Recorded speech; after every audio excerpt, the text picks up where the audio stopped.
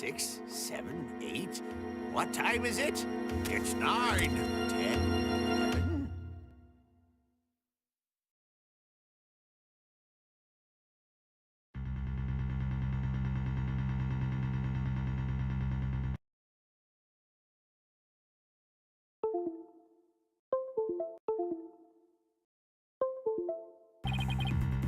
Yeah, this may be problematic. Why is it going so fast? I don't remember having the autoplay on.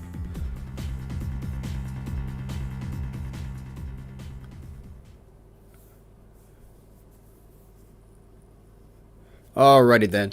What's good, you guys? ShirakoZXTV talking right now. Welcome back to Phoenix Wright Ace Attorney Spirit of Justice, where we come back 5 years later into this game because all of a sudden it started to trend again, and all of a sudden what happened 1 month ago, all of a sudden that one video I have just popped out of nowhere. So we're just gonna replay this and see what's up. If you have today's video, make sure that like button is pushed, and your support is really pushing the channel, and let us begin. What? There better not be an overlay right there. May 13th, 9:45 a.m. This district court, defendant lobby number 6. Followed by, if you see like these right here, if you see some like strange light on the upper right hand corner, it's just 3DS capture card. It's just 3DS capture card. It's been like maybe 2 years since I last touched this capture card, and yeah, it's really old. So, and I do not want to like download it on the Google Play Store, so I don't want to redo all that entire stuff. So glad I found the SD card that has the data of this save file, so we are good. What the heck? Who brings a defendant to his own trial late? Plus, the request was so last minute, I didn't even have a chance to talk with my client. He's late for a very important date. Oh, it's coming back to me now. My name is Athena Sykes. Armed with an analytical psychology and a full arsenal of legal know-how, I'm fully competent defender of Wright Anything Agency. Though I wish my client would show up already, the trial's about to start.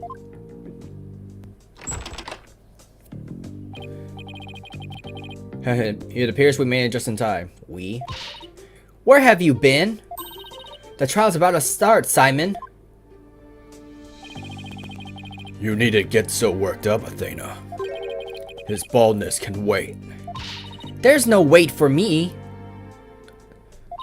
And besides, why would I want to start off on a wrong foot with him right out of the gate?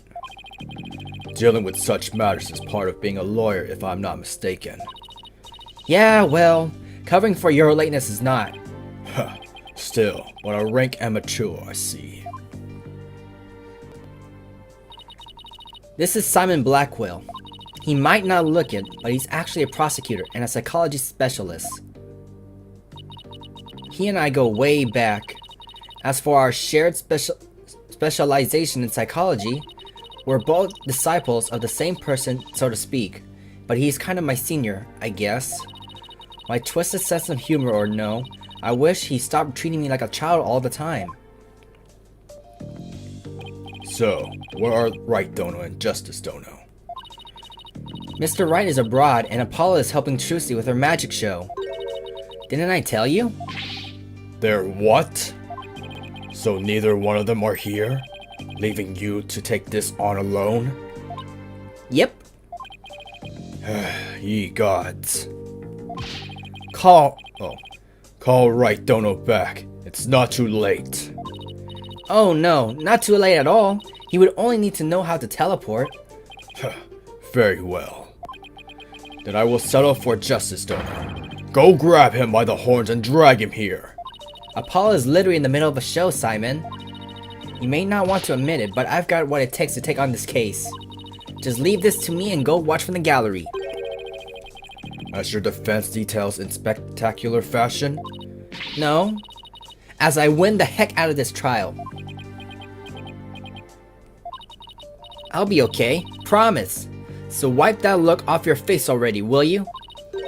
Anyway, I take it the guy behind you is... Yes, he's your... He's asleep again.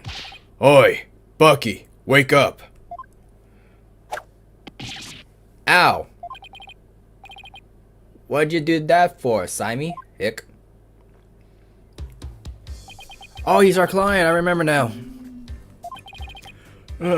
Who's this yellow chickadee? I don't remember what voice I gave him. She's your lawyer, such as it were. I say she's more green than yellow, however. Lawyer? She sure doesn't look it, does she?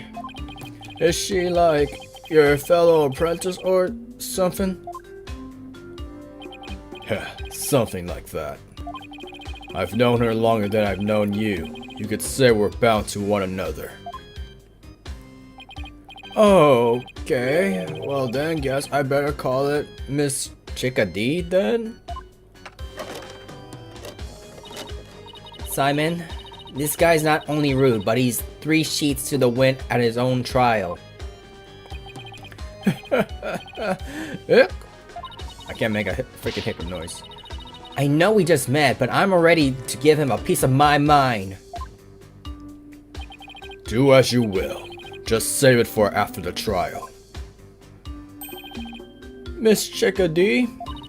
Don't call me that. How do you do? Simon's here is an old friend of mine. I'm the 4th generation head chef of Wheat Soba. Wheat noodle number 4, Bucky Wheat. Nice to meet ya. It's nice to meet you, Mr. Wheat. So he can pull himself together when he wants to. If only the trial wasn't starting in a few minutes. Having been accused of murder that only occurred yesterday, I'm afraid it's taken a toll on that boy. And you happened to be there at the theater where it all happened too, right? They say they found a Rakugo Storyteller murdered in his dressing room. Indeed. The victim, Master Storyteller Typhoon Tornado, was a long-time patron and Wheat Soba. Master Tornado had been looking after Bucky ever since Wheat Noodle 3 passed away. I see, so the victim was kind of like a father to the defendant, huh? That stupid old fart, like a father? Nah way, he was always dishing my soba. How dare you speak ill of him? Running your mouth like that is why they suspected you of his murder in the first place. Now pull yourself together, number 3. Must be rolling in this grave. But Simey, the police, none of them believes me. They won't listen to me. It looks like he's still in shock from the whole ordeal. Don't worry, Mr. Wheat. Everything's gonna be alright. I'm gonna defend you with everything I've got. You're in good hands now. Yeah, you mean you believe me, ma'am? Of course. No matter what, I'll believe in you at the very end. Gee whiz, Miss Chickadee. Now come on, I need you to shape up. Just like those al dente noodles of yours. Yes, ma'am. My soba is the freshest. He's gonna barf, isn't he? My god. Mr. Wheat? Bucky, you great big pillock. How exactly do you know this guy? I used to freak at Wheat Soba, and still do, in fact, so I've known him since he was a lad. That's why his father and Master Tornado were always so good to me. I didn't know you liked soba so much, Simon. I wouldn't expect one such as you, who eats meat slapped between slabs of bread, to understand the delicate taste and the subtle textures imparted by buckwheat flour. Hey, that's just rude. But I digress. Huh. I'm all about flavor and subtlety and stuff. If I let Wheat Soba end like this, I'll never be able to face number 3 or Master Tornado in the next life. Ah, I see. And that's why you came to me. You wanted somebody you can trust. It was never my intention to ask you. I'll show him. I can handle it just fine. Well, I believe it's just about time. What? But we haven't even properly discussed the case yet. What's the matter? You look nervous, Athena. Don't tell me you're chickadeeing out. I'm just trembling with excitement of battle. That's all. Let's do this. Come on, Mr. Wheat. Get up off the floor. We've got a case to win. Yes, Miss Chickadee. I'm gonna do my best. Wet soba, wet soba, wet soba, wet soba, wet soba. I call it wheat. I don't care. Hello. 2 bowls of noodles. Sorry, sir. No can do. Kinda busy at the card house. Huh? They hung up. I think mentioning the freaking you're at the chorus made them hung up. Okay, let's do this. He's not going to do himself or his case any favors like this, Simon. Maybe we should let him go get some rest somewhere. Let me rest? Ha! Maybe if I were a lump of old regular flour dough for udon noodles. I'm fresh like my soba. Don't let my soba dough rest. All about the 3 freshes. Grind the buckwheat seeds fresh, cut the dough fresh, and boil the... Alrighty then. He's blacked out. Oh boy, I just knew something like this would happen. Simon, what are these 3 freshes of soba he was talking about? First, buckwheat seeds, or groats, are ground to make buckwheat flour. Then, dough made with this flour is cut with a large, rectangular knife into noodles. And finally, the buckwheat noodles are boiled. Each step is done immediately one after the other, so that soba is fresh when eaten. Oh, so that's what he meant. I wouldn't want him to take me any soba right now, though, that's for sure. Athena, this is no time for idle chatter. You need to get into the courtroom now. Just remember, as a prosecutor, I will be unable to lend you a hand, so don't expect any help from my quarter. There you go, treating me like an incompetent again. For your information, I wasn't planning on asking you for help anyway. Just you wait, Simon, I'll show you. Mr. Wright and Apollo may not be here, but that's alright, I can do this on my own.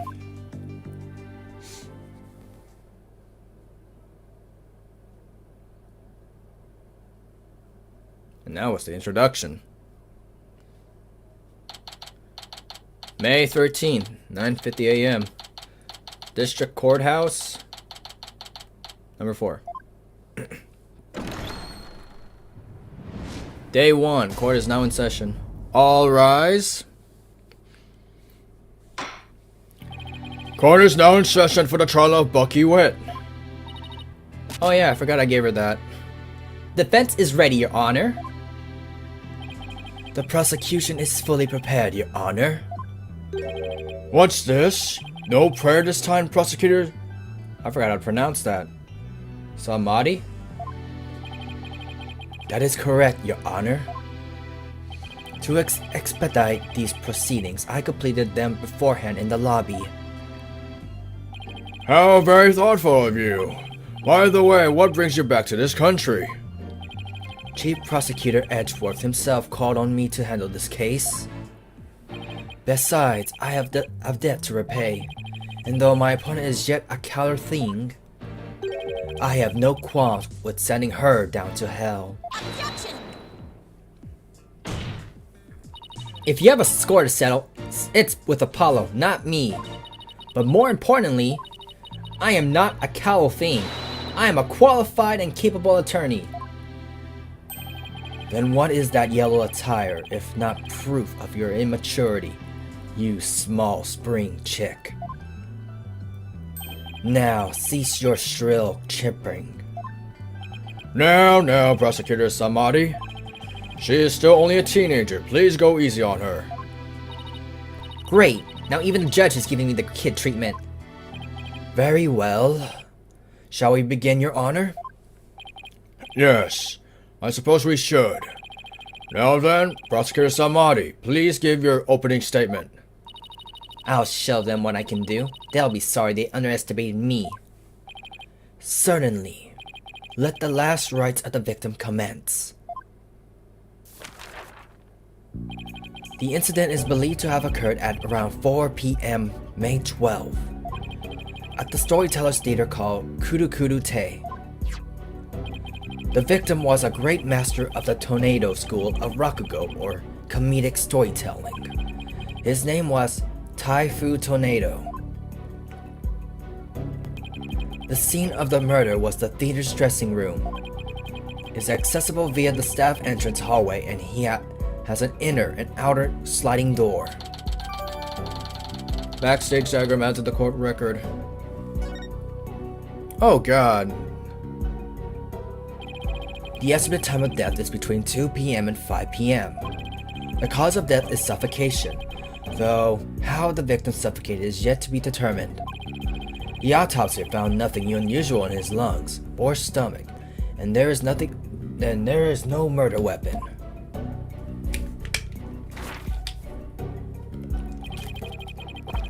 I will now submit the evidence incident report to the court. Let's see how I can do. It's been a while. Oh my god, a capture card, please. Every time we get something new, that ugly screen happens. Prosecutor Samadi, how can you name Mr. Wet as the culprit when you don't know how the victim was killed or even with what? While it is true that the weapon and precise method are as yet unknown, the accused is the only one who had the opportunity to commit the murder. I will explain the assertion in further detail as we continue. I guess this means he has some kind of evidence to present. Now, would the accused care to plead his case? Come to think of it, where is the defendant, Miss Sykes? Sorry, Your Honor, but I'm afraid Mr. Wheat is feeling very well and resting in the infirmary. Surely it is the lack of clear conscience that impedes him from facing this court. Great, starting off on the wrong foot already. Mr. Wet is the head chef of the soba shop frequented by the victim. On the day of the incident, Mr. Wet went to the theater at the victim's request.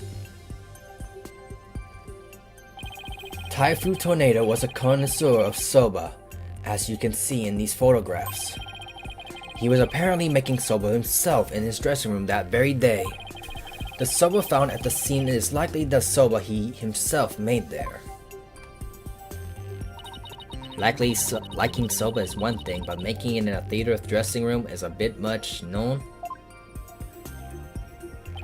Master Tornado truly had a passion for soba, didn't he? For a man like that to be murdered by a soba chef is simply unthinkable. And yet, the accused had an ample motive. For the victim's safe, we discovered the deed to, accused shop.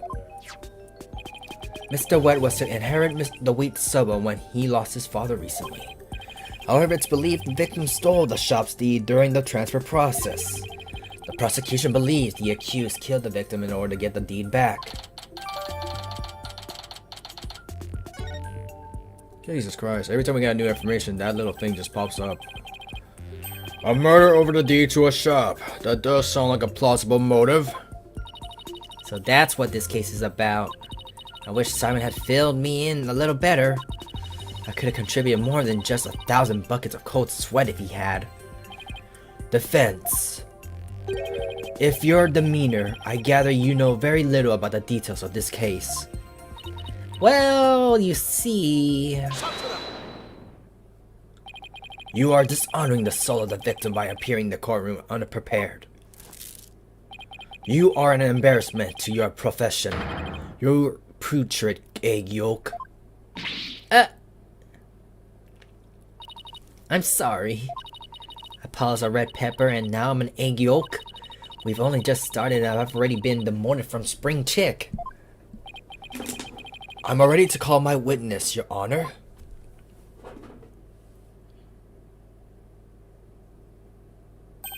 Let us listen to the words of one who has presented with the crime was discovered.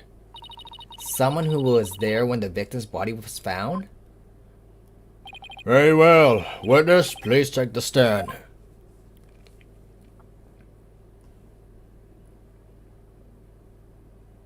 Black boots. Black coat. Quill. Witness, please state your name and occupation. Simon Blackwell, prosecutor.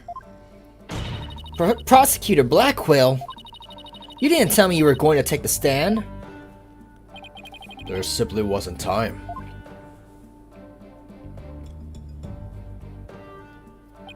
What a shame, Prosecutor Blackwell. Had you shared the damning scene you witnessed beforehand with the defense, we could have moved this trial along and saved the victim's soul that much faster. Damning scene? What in the world did Simon see? Prosecutor Samadi, was it? Before I give my testimony, there's something I'd like to confirm. By all means. This case involves rakugo, a very special traditional form of Japanese comedic storytelling.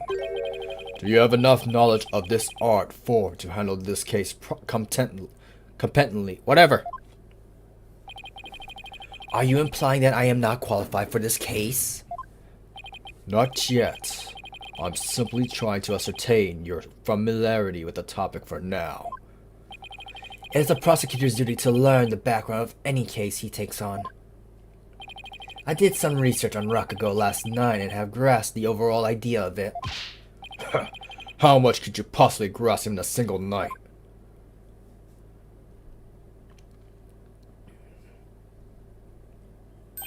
Rakugo is a form of entertaining storytelling that originated in the land of Japan.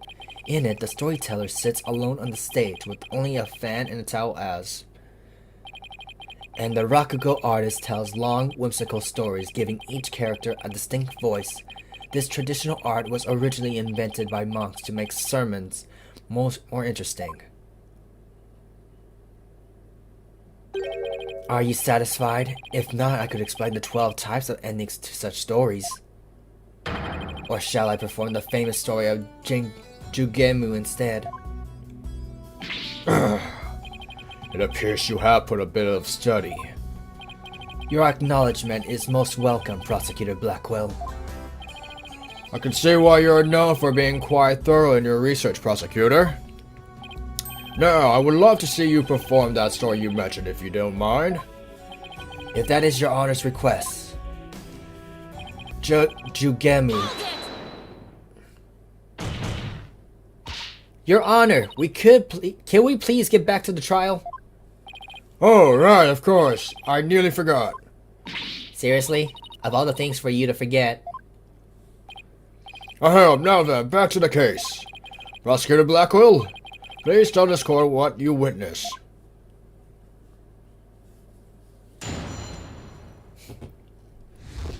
What Simon saw. I went to the theater yesterday and arrived at approximately 4 p.m. I went straight to Master Tornado's dressing room to say hello. Bucky went into the dressing room thereafter, only to come storming out of the wall later. Master Tornado Jr.'s disciple, Uendo, apparently then entered the room soon after. That's when Uendo discovered Master Tornado's body. Now wait just a minute here, Prosecutor Blackwell. With testimony like that, you're practically accusing Mr. Wet of the crime. All I can do is say what I saw. I can't help how it appears. But a qualified and capable attorney such as you should be able to dispatch it, right? Well, yeah, duh. Alright, I guess I better start by getting all the info out of him that I can. I might sneeze in a bit.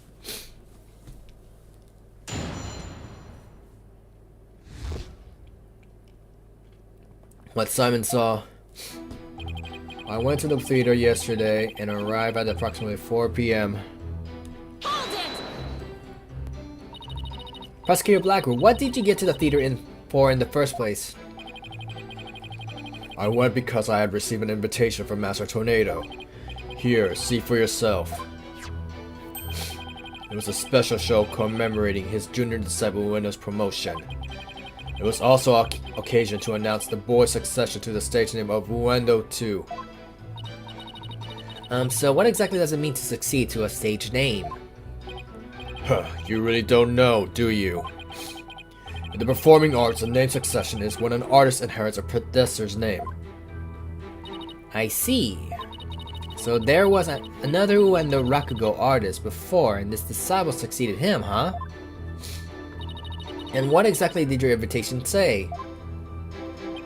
It contained a simple letter of salutations and an outline of the show's program. Oh, it appears Typhoon Tornado was going to perform Toki Soba or Time Soba. He's famous for his masterful pantomime of eating soba using only his fan as a prop. And Ueno was to perform Soba Se or Soba Gluten, a soba-themed show, I see. It seems you know a thing or two about Rakugo yourself, your baldness. The first to perform was the senior disciple, Geru, followed by Uendo, and lastly, Master Tornado. Invitation added to the court record. I see, so that's why you happened to be at a Storyteller's theater yesterday. So what happened after you arrived? I went straight to the Master Tornado's dressing room to say hello. And how did Master Tornado appear when you said hello to him? I went with the intention of greeting him, but ultimately we didn't actually meet. You didn't see him? Why not? He did. Geru escorted me to the dressing room. While we heard the sound of Rakugo being performed from within, thinking the master was rehearsing, we decided to wait in the hall until he was done. You heard Rakugo being performed in the dressing room? Yes, not just me, but Geru as well. In other words, you can confirm that the victim was still alive at around 4 p.m. Correct. I couldn't hear him clearly though, the doors, but I'm sure it was Master Tornado. I could tell it because it was the time soba routine being performed in there. Huh, so that means the victim was killed sometime after that. Bucky went into the dressing room, thereafter only to come storming out. Please tell us in detail how Mr. Wet appeared at the time. Geru and I were waiting in the hallway for Master Tornado to finish practicing, when Bucky appeared and entered the dressing room with his things. What happened after that? We heard what sounded like Bucky shouting inside the room. About 10 minutes later, Bucky came back to the dressing room looking rather irate. This is most likely when the murder was committed. The victim was an elderly man. It would have been entirely possible to kill him with the span of 10 minutes. I better come up with some kind of counter-argument, and fast. Master Tornado's junior disciple, Uendo, apparently had then entered the room soon after. What do you mean by apparently? Didn't you see him go in? No, I couldn't. I wasn't able to see the dressing room door from where I was standing at the time. But Geru was right in front of it, so I'm sure she saw it all. I see. And why do you suppose Uendo went to the dressing room anyway? He had just finished his routine, so he was making a courtesy call. A disciple is to pay their master respect right before and after each performance. And all disciples are expected to do this? Yes, it's common courtesy among Rakugo artists. I see. Could you tell us what happened after Uendo went into the dressing room? Certainly. That's when Uendo discovered Master Tornado's body. And how did Uendo act at the time? After Uendo had been in the dressing room for 2 or 3 minutes, we heard a scream from inside the room and Uendo came flying out. Did you hear any signs of struggle at the time? No, just Uendo's woeful scream. I see. Well done, Prosecutor Blackwell. Your testimony has given us quite a glimpse into the sequence of events. Thank you, Prosecutor Blackwell. And now, please allow me to summarize your testimony. While Prosecutor Blackwell and Geru were in the hallway waiting for Master Tornado, The accused came along and entered the dressing room with some items in tow. The accused, wet. He was heard shouting at the time inside the dressing room. And about 10 minutes later, he came back out of the room seeming rather angry. A short time after the accused had come and gone, Uendo Tornado went into the room. A few minutes later, after having discovered the victim's body, Uendo gave a scream and came running out of the hallway from within. Prosecutor Blackwell and Geiru then ran into the room and saw the body for themselves. From the circumstances, it is quite clear the accused murdered the victim. This is crucial testimony indeed.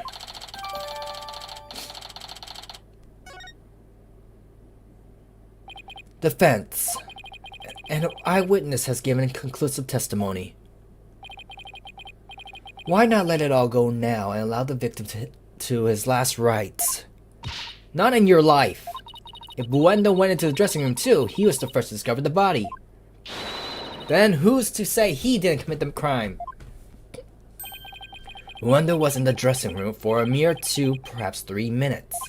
He could not have possibly committed murder in that time, nor without making any noise. Oh, Simon, why did you have to give that awful testimony? Prosecutor Blackwell? Can't you give me something a little better to work with here? Isn't it up to you to ask the right questions? I am certainly willing to tell you all that I know. So if you truly are capable as you claim, then draw out what you need yourself. This is no time for your twisted games, Prosecutor Blackwell. Just admit you don't remember it all that well.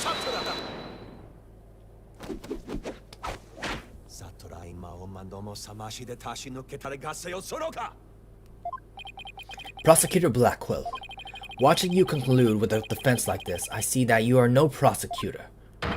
Begone, witness! You shall haunt this sacred hall no more. Huh. How dare you treat me like some evil spirit to be exorcised? I'll remember this, you blackguard. He gone. Don't worry, Prosecutor Blackwell. I've got this. Would I have my way, he would not be the only one to have stepped down here. You half-boiled putrid egg yolk. Ew. I object to the notion that I'm gooey, smelling mess. Prosecutor Blackwell's testimony was like the lowly opening act of a Rakugo show. He may hold the title of prosecutor, but this time he stood on the side of the defense.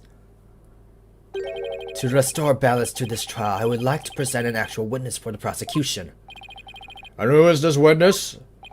The person who was with the prosecutor, Blackwell, when the body was discovered.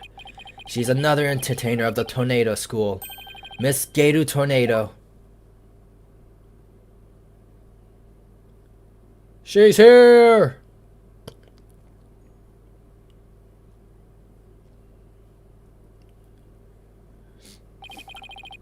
Please state your name and occupation, witness. Hello everyone, I'm here to represent the Tornado School with a twisty twist. And balloon, there you have it, a stunning balloon hat. It's me, the balloon artist you all know and love, Geiru Tornado. Just call me Geiru, sweetie. 1, 2, balloon. Ooh, what a way to capture your audience attention. I dare say I can't take my eyes off those balloons. Please tell me you're talking about the hat, Your Honor.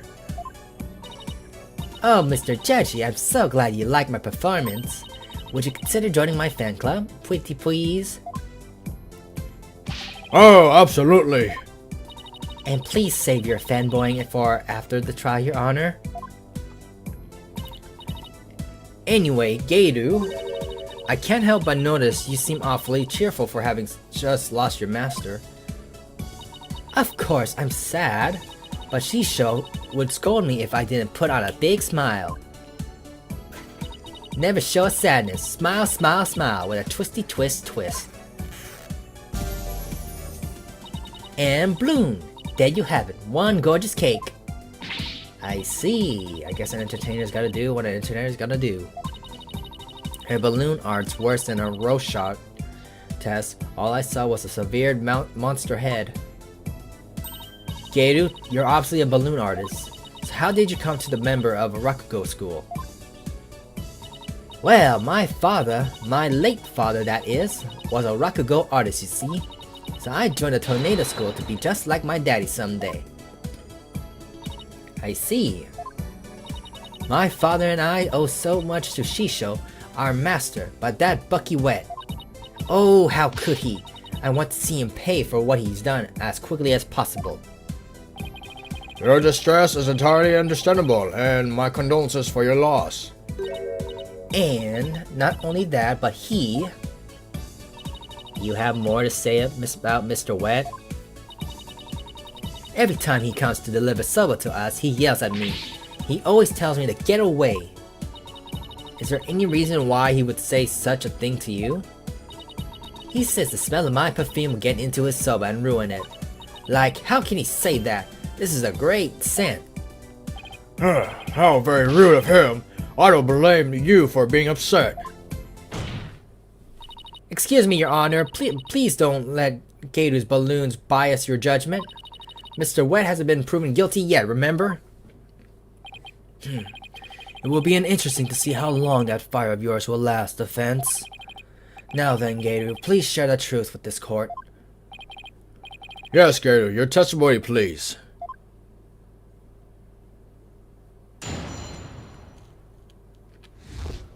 Before the murder was discovered. From 4 p.m. to a little after 4:20 p.m. when the Shisho's body was found, Simon and I were standing in the hallway in the front of the dressing room. Before Uendo discovered the body, the only person who had gone in there was Bucky. Come to think of it, a little while before Bucky showed up, Jugamu was barking like mad. Prosecutor Blackwell, do you have any objections to this witness testimony? No. Make up your bloody mind, sad monk. Samadhi, first you exorcise me, now this? You need only to do as you are instructed by this humble servant of the Holy Mother. As there are no objections, Your Honor, let us move on to the salvation of the victim's soul.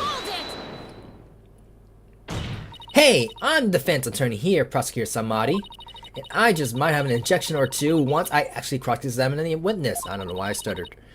So what are you asking Prosecutor Blackwell for? I'm the one you should be checking with.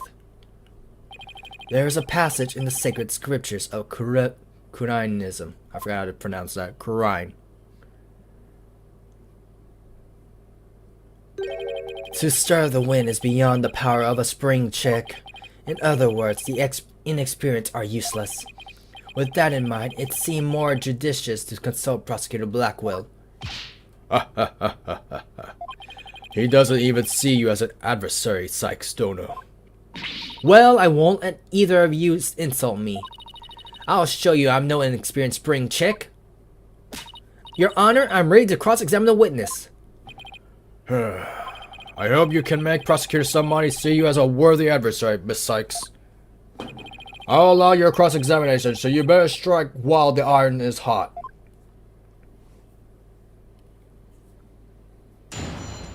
Here we go.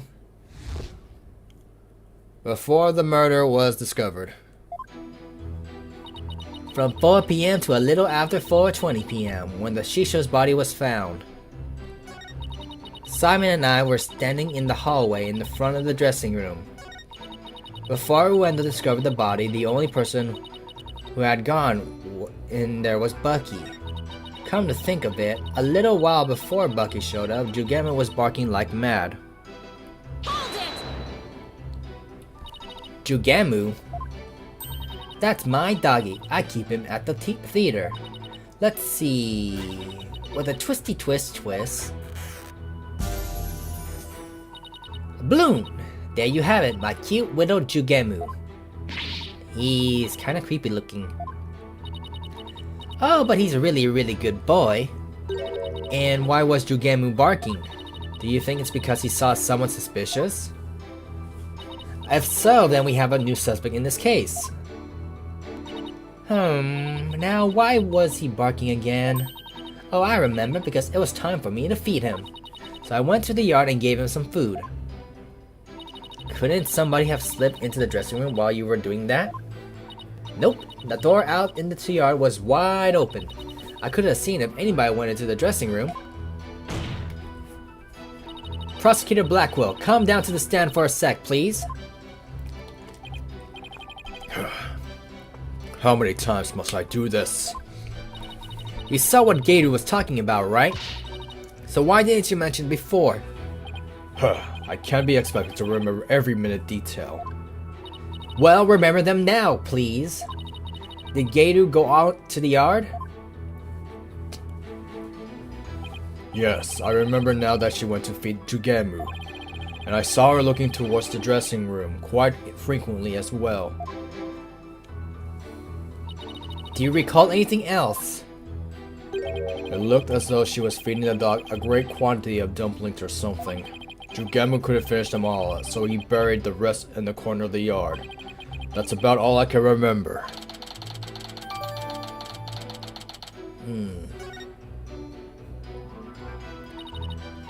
It looks like Gator was telling the truth. Your Honor, I'd like to Gator's last statement to add it to her testimony. As you wish, defense. I was in the yard, but the door was wide open so I could keep watch on the dressing room. Before we went into Storyteller, the only person who had gone was Bucky. What can I do again? It's not this. That's a save. I can do this. Let me see, what can I do again? So if that's the yard, they can see throughout the window. I was in the yard, but the door was wide open. So I could keep watch on the dressing room. So that's wide open.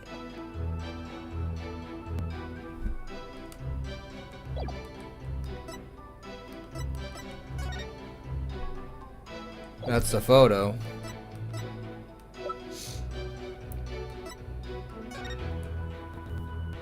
Let's see. Master Tornado was confirmed alive at 4 p.m. Bucky went into the room at 4:10 and left after 4:20. When discovered the victim's body upon entering the room after Bucky left. Before Bucky came to the theater, Gator was outside feeding the dog a number of dumplings. The dog buried his leftovers in the yard. Alright, let's go check back.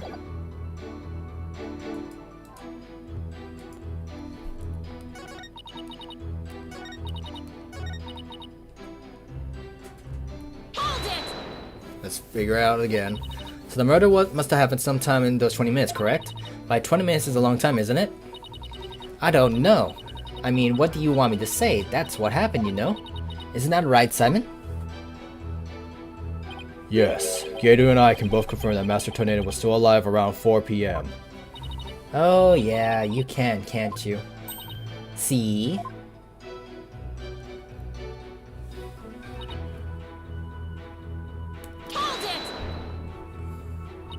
The fact that the two of you were there in the dressing room means you were able to see everyone went in and out, right? Of course. Or are you insinuating that I was daydreaming or sleeping while standing up or something? No, of course not. I saw everything I tell you.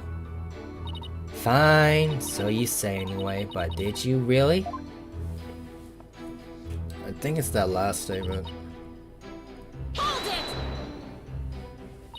Only the defendant and Wendell entered around the time of the murder. That's right. That's why it must have been Bucky who was killed, poor Shisho. Let's take a deep breath, okay? So not a single other person set foot into the dressing room during that time. I already told you over and over, didn't I? That was nobody else. I must apologize on the lawyer's behalf. Even her memory is that of spring chicks. Please overlook her transgression as best you can. Oh, I see. Poor thing. Hang in there, sweetie. Hey, who are you calling bird brain, buddy?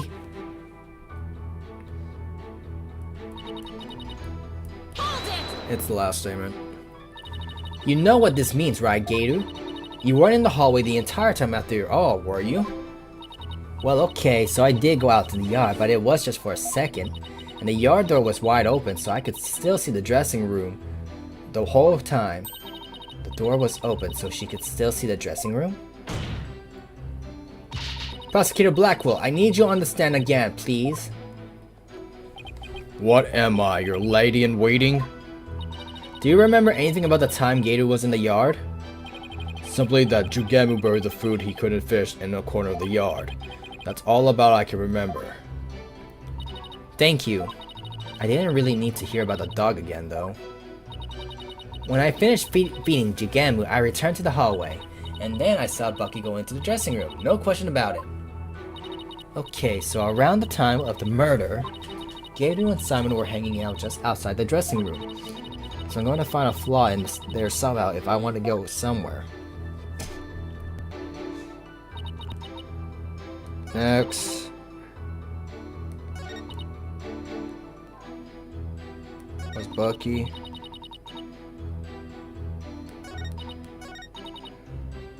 Standing in the hallway in front of the dressing room.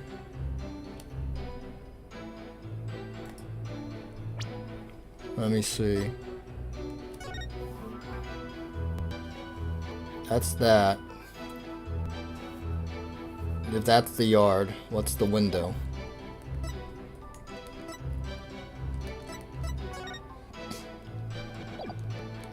If that's the case.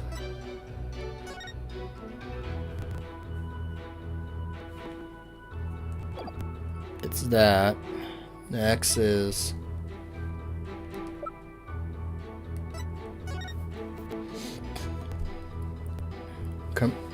4 p.m.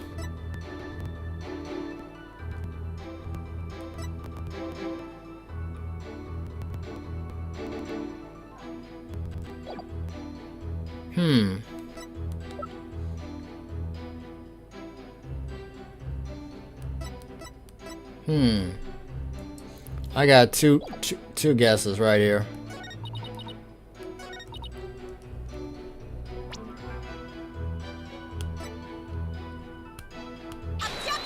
I got it right. Let's go. So you were able to keep an eye on the dressing room while you were out in the yard. Is that correct? That's right. The doors out into the yard was wide open. Sorry, but that makes zero sense. Take a look at the diagram of the backstage area. There's a clear contradiction between this diagram and the witness testimony. Oh? I'm afraid I don't understand, Miss Sykes. Please point out what contradicts the witness testimony. This? I'm assuming. That's the yard.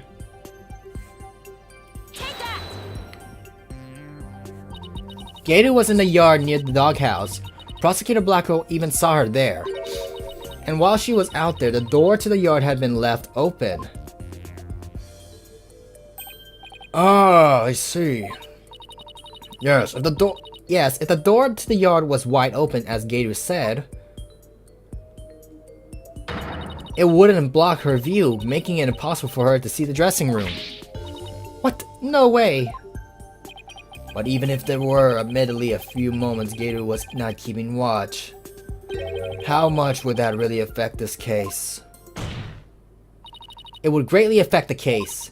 From the spot Prosecutor Blackwell stood, he couldn't see the dressing room door either. Anyone could have entered the dressing room during that time without being seen.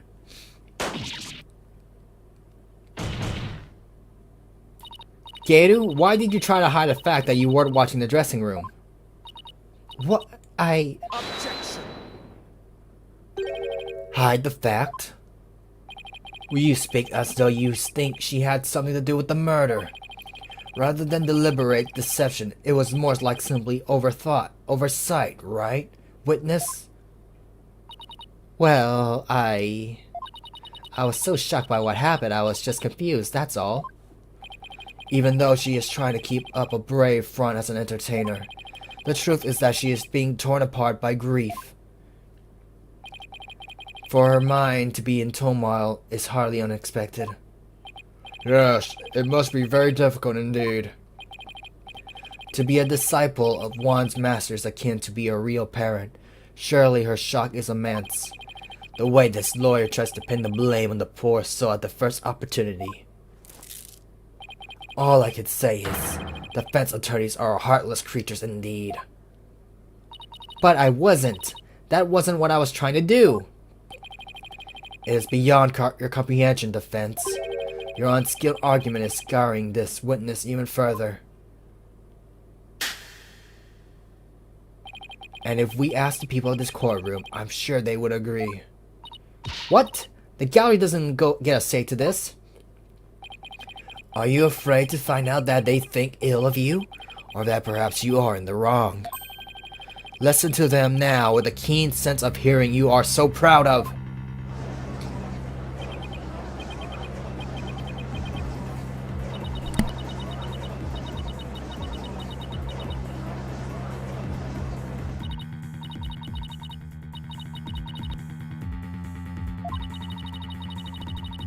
Why is the whole gallery siding with Prosecutor Samadi?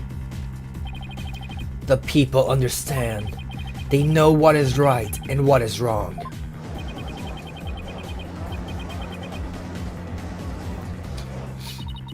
I hear the voices of the gallery.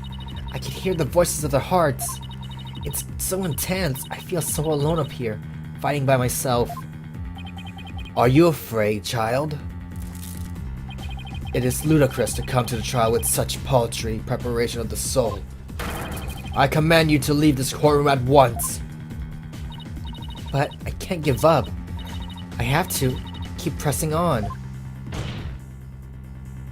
As long as there was a moment when nobody was watching the dressing room door, the defendant can be convicted solely on Prosecutor Blackwell and Gaidu's testimonies. Even now you would continue to resist? You are childish in defeat as well, I see.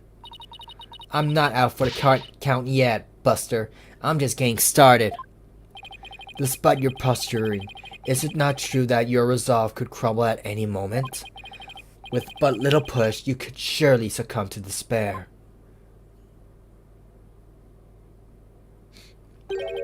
A little push such as with this piece of conclusive evidence. Conclusive evidence, huh?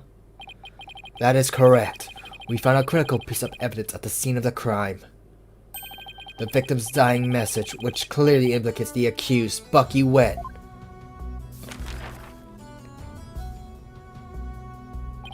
Look at these Japanese playing cards, known as karuta, lined up at the table. These special English version karuta cards spell out a message. That message, wet number 4. Wet number 4? You mean wet noodle number 4? Yes, wet noodle number 4 as the 4th head of chef of Wet Noodle Soba is also known. The message points to none other than the accused Bucky Wet. No. That makes perfect sense, doesn't it? Wow, great job, Mr. Prosecutor. Oh no, this is really, really bad. What do I do? What do I do?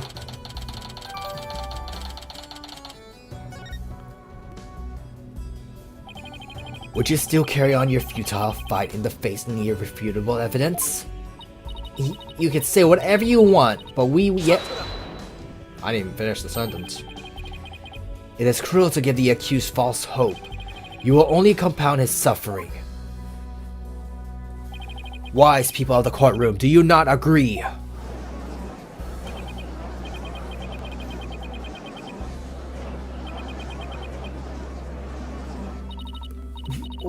But I'm trying to prove Mr. Wet's innocence here. I know you can hear the defense. Their voices implore you to save the accused soul. It is time for you to let go and move on, you experienced lawyer. You lack the incompetence with which to accomplish anything meaningful here. Is he right? Is this too much for me to handle on my own?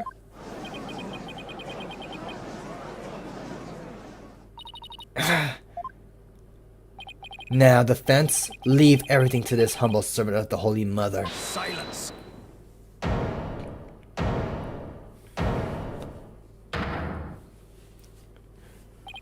He's trying to use your keen sense of hearing against you to manipulate the trial, Athena. What a cheap trick for a supposedly holy man. Simon! And you, fop doodles in the gallery, can't a man watch a trial in peace? This inexperienced amateur is about to turn the trial around.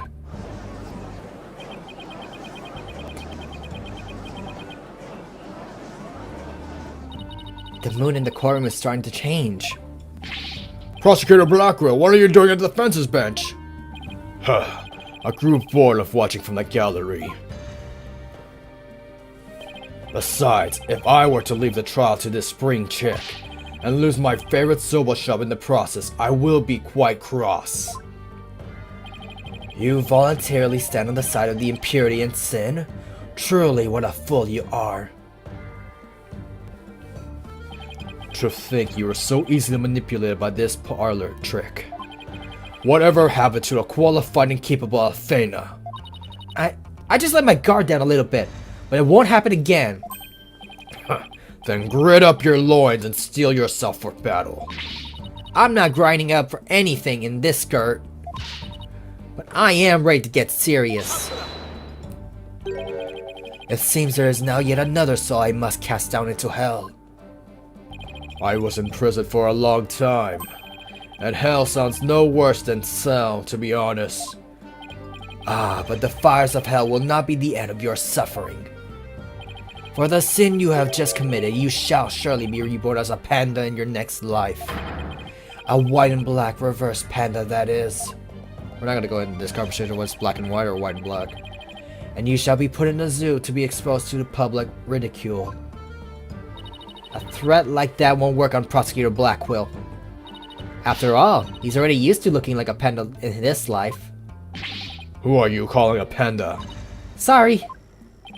I see that you are both prepared to face the fires of damnation. Geiru, thank you for your service. You may step down now. Okie dokie. Bye bye, balloon.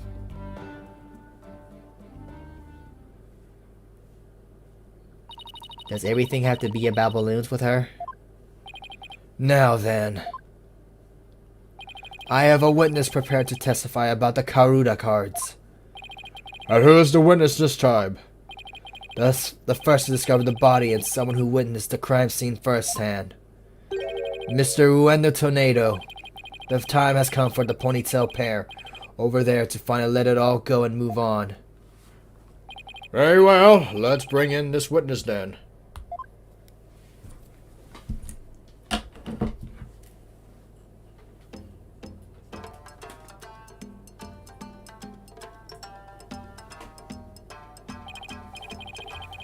Witness, please state your name and occupation.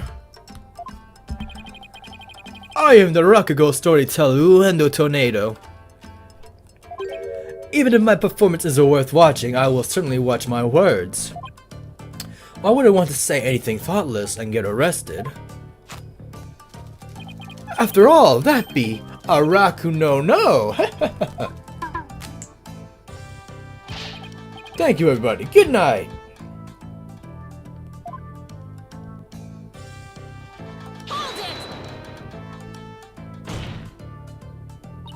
You can't leave yet. You only just introduced yourself. Oh, my. After you a fan of mine, miss? Would you like my autograph? One moment.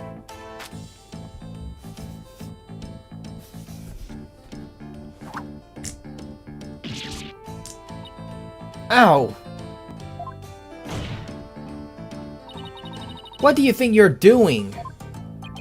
No need to stand in the ceremony. My fan deserves to be a fan after all. A fan for a fan. Nice one.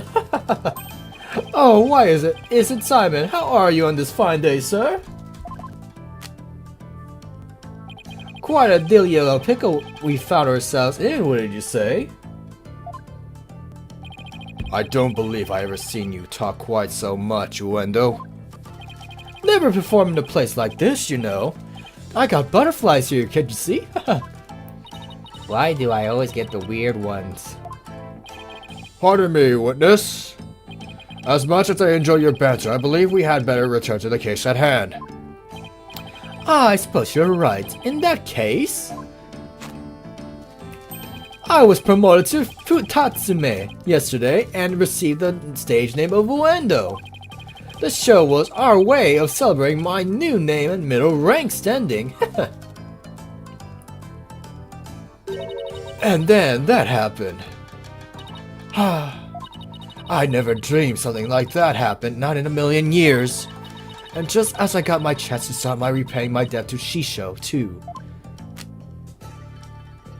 Yeah, plus I'm worried about Geiru. The way she clung to Shisho, poor thing. I told her to keep a stiff upper lip. Stiff like rigor mortis. Keep telling those lame jokes and Shisho will come scold you from the grave. I wouldn't mind getting yelled at, you know, if it meant seeing him again. Uendo, please. As charming as your various characters are, this isn't a Rakugo stage. Let us hear your testimony now, witness. Tell the court about the evidence left at the scene, the proof of the accused's guilt.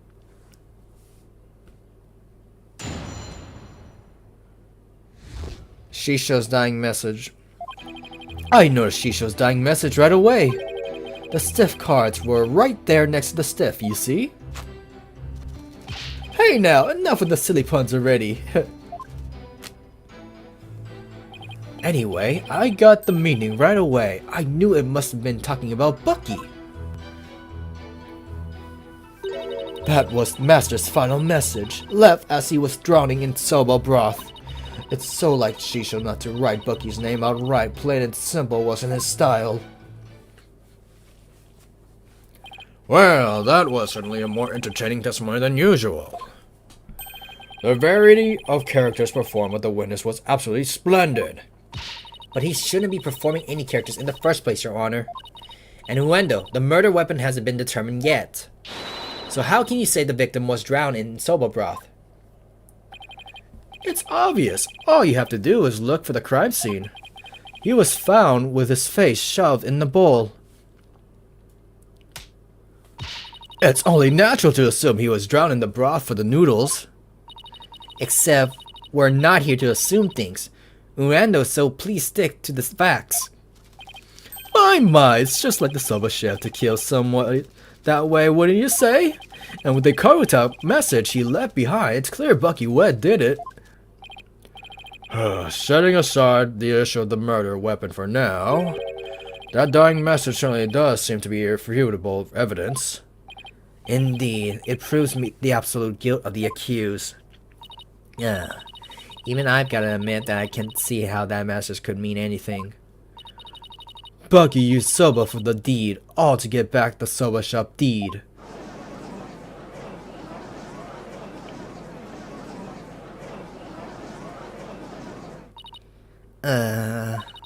This testimony makes Mr. Wet look super guilty. I have to do something.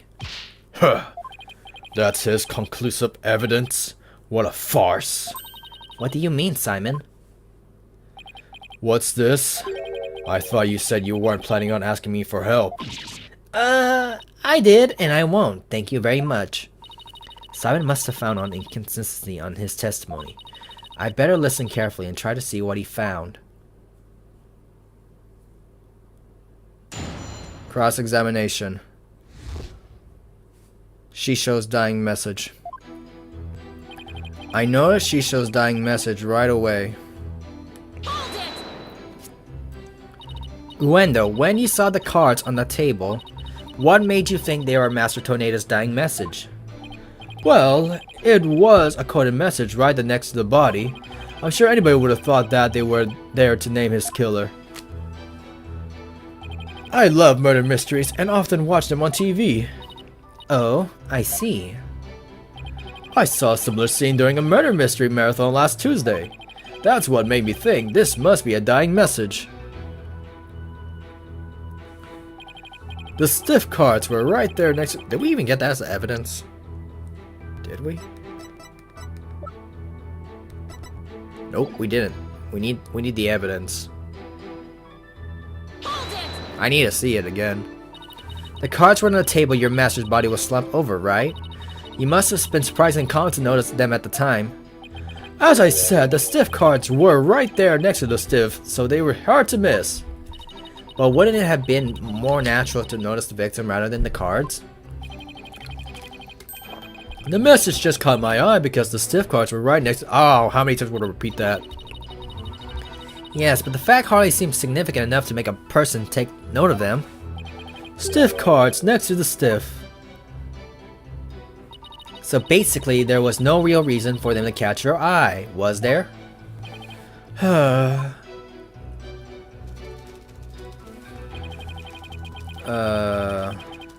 Next.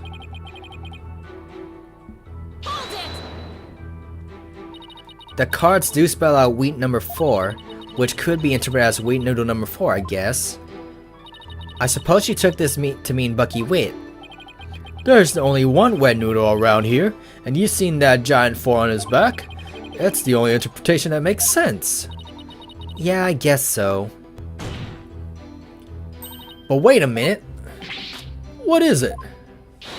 What if there's another wet noodle in this area?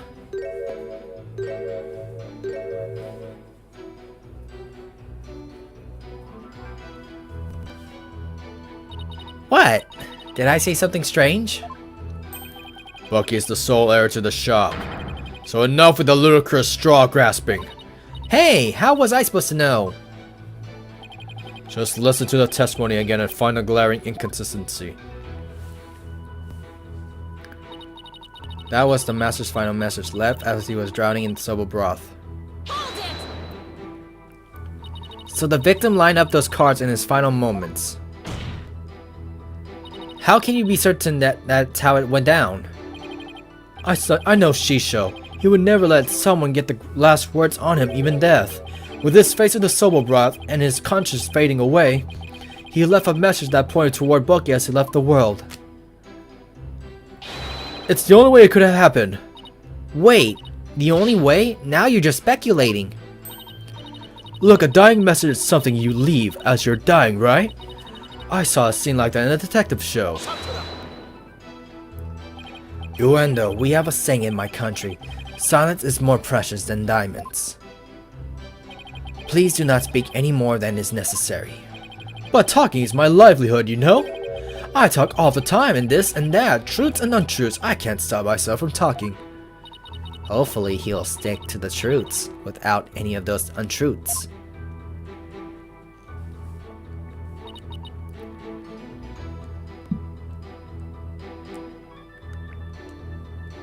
So they were looking for the inconsistency. But don't you think it's strange? Could a dying person really leave such a convoluted message? Even in the throes of death, it was Shisho's nature to throw in a twist somehow. Truly the consummate entertainer till the very end, don't you think?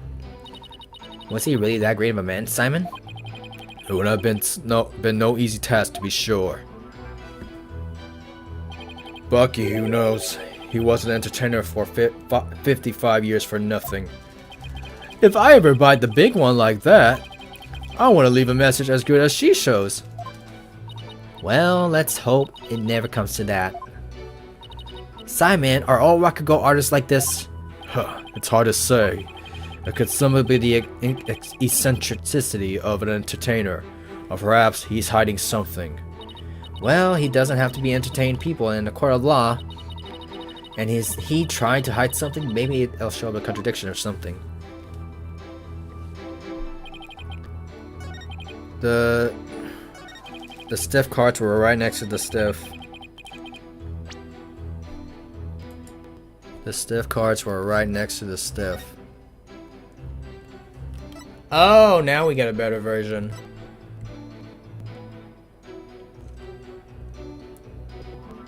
The stiff cards were next to the stiff. What broth was he talking about?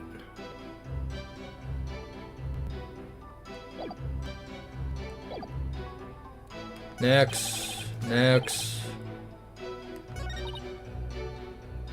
Left as he was drowning in soba broth. Present? Objection! Nope, that's not it. That was not it. I knew I would not figure it out right away.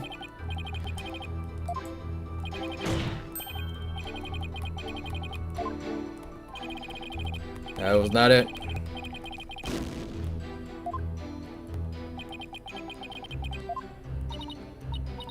Yikes, down boy. Nice panda. It was the master's final left as he was drowning in soba. That's what I was thinking of.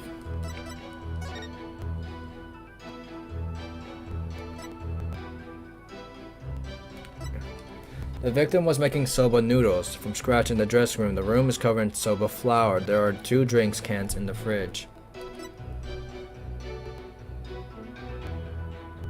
The stiff body. No! Wait! Here we go again.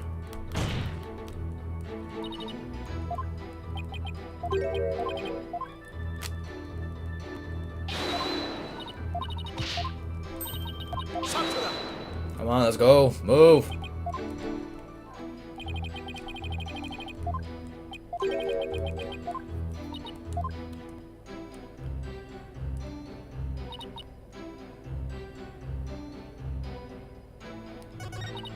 That was the master's final message left as he was driving the soba.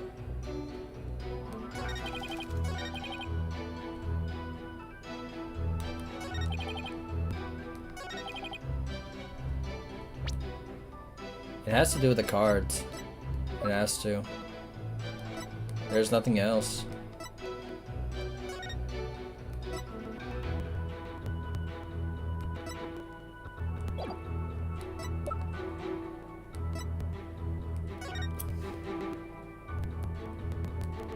Nothing was found in his lungs. Oh, autopsy. Hold up. Let me see.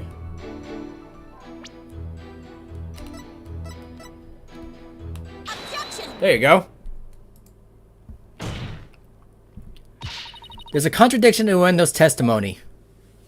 And would you care to explain where Miss Sykes?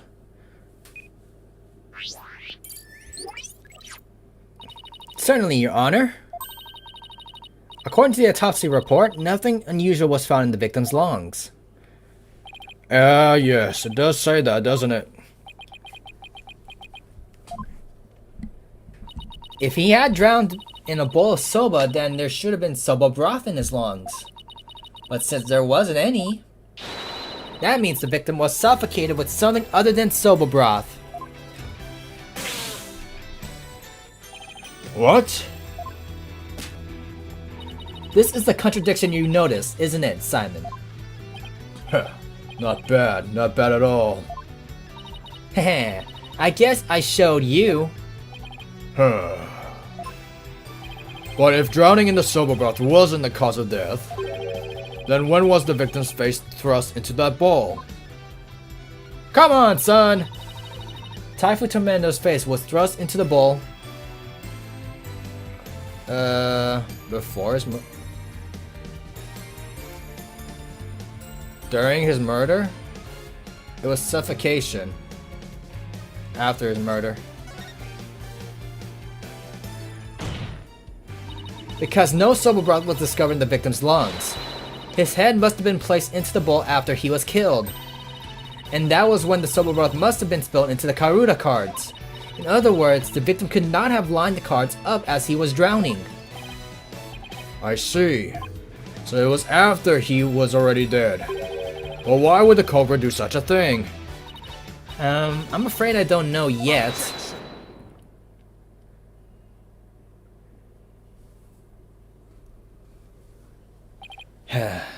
You boast of psychological expertise, yet you cannot determine such a simple motive? My sides are liable to split at the absurdity. What? And I suppose you know why? Of course, desecrating the body in that manner. indicates as a strong sense of enmity is on the part of the perpetrator. Yes, that does make sense. Certainly paints a clear picture of the oh my god, I'm messing up. Of the culprit's intense feelings towards the victim. Feelings of resentment over the theft of the Soba shop's deed, no doubt. Yes, great. Now the judge has even more unfavorable impression of Bucky. Silence. Must you come undone at the very juncture? If the culprit had time enough to set up Master Tornado's body, do you think they would have honestly failed to notice the dying message? Good point. The cards were right in the front of his body after all. Rationally speaking, there's no way the culprit could have missed that, huh? Objection. But was the accused rational at the time, given the way he stormed out of the room? Silence. Never mind that. I have something more important to ask Uendo. Me? You saw the Karuta cards firsthand, did you not? Would you care to tell us about them in a bit more detail? Those tiny crime scene photos show us precious little of what I wish to know. Well, those cards are from Shisho's special Soba scenes at Tokyo Pass set. Each card is related in some way to Soba. Spare me the history lesson, just tell me how the cards look at the scene and no more. Well, there was Soba broth spilled over them. That's not much help, I'm afraid. Prosecutor Samadi, do you have a photo of shows the cards more clearly? I do. Please accept this meager offering, Your Honor.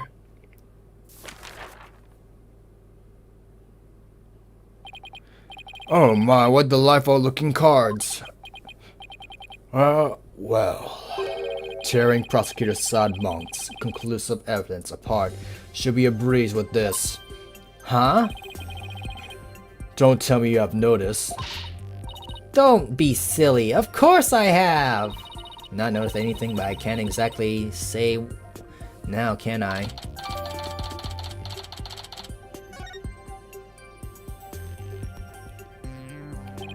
Miss Sykes, do you really see a problem with the prosecution's claims about these cards? Well, go on then. Alright! It's do or die. All I have to do is study the picture and... These cards... Can I see the picture? Was it because they were rearranged?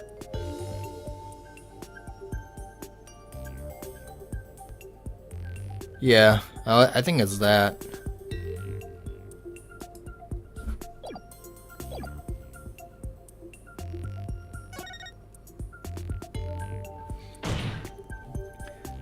These cards were rearranged. But how can you tell? Please take a good look at these cards, Your Honor. The answer is right in front of us. What exactly could you be looking at? The Soba broth stains. Please focus your attention on the Soba broth stains on these cards. The outline of these stains don't match up with the larger stain on the table. Oh, would you look at that? You're absolutely right. And? Please recall the Soba broth was spilled and got on the cards after the murder, when the victim's face was placed in the bowl. Yes, go on. By the stains, we can see that the culprit deliberately rearranged the cards after that. Other words, this message was altered in order to pin the crime on my client. What? Then if we put the cards back in their original positions, we can restore the evidence to see who the cards were really pointing toward. That's true. Then what are we waiting for? Let's do this. All I have to do is rearrange the cards so the stains match up. I don't know how to do this. Let's see, where was this W card originally? It looks like this. Do I have the touch?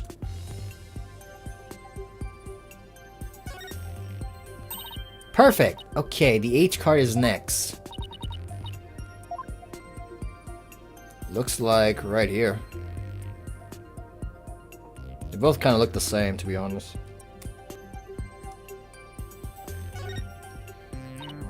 Yes, now the E card. That looks like right here. The T card looks like right here.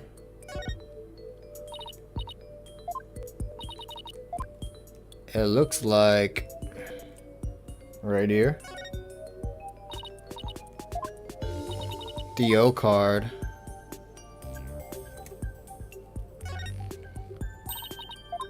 And the 4.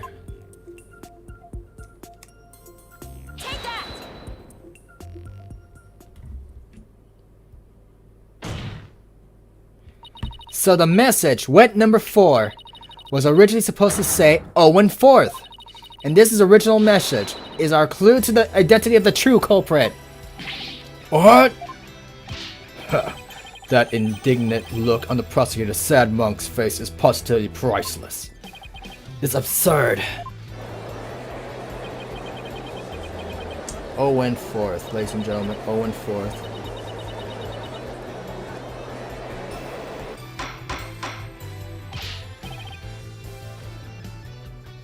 Order! Order in the court! Well, I never would imagine that there was more to these cards than meets the eye.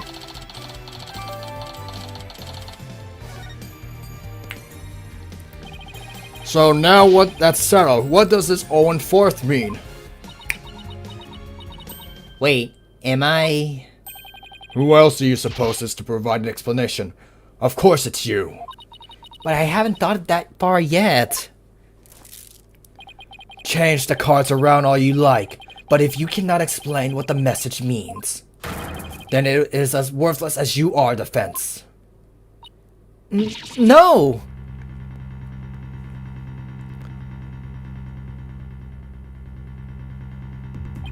And so the spring chick that fancies itself a graceful swan is brought back down to earth.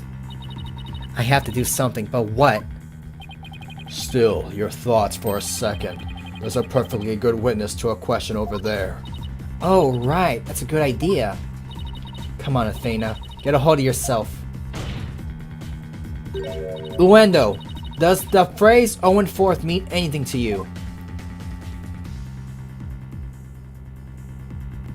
No, there's no name Owen in the Tornado family or our circle of friends. Go ahead, ask anybody you like. You can't be serious. Having rummaged through your empty mind, I see you have, as expected, turned up nothing. Silence. I'm afraid I have no idea who the devil this Owen 4th is, either. But the fact remains that the cards were rearranged to pin the blame on Mr. Wet. That in itself proves that the defendant is the real culprit. Prosecutor Blackwell is right. Besides, the important question here is not who does this message point to, but rather who rearranged the cards. Why didn't you point that earlier if you already knew? Sorry. In any case, there were 2 opportunities for someone to rearrange the cards. The first was Mr. Wet entered the dressing room, and the second was when Uendo discovered the body. Are you accusing me of rearranging the cards? Me, who came to testify out of the goodness of my heart? Well, you didn't exactly come running out screaming straight away, did you? Even a mere 2 to 3 minutes is more than enough time to get up some devilry. So what exactly were you doing in there, Uendo?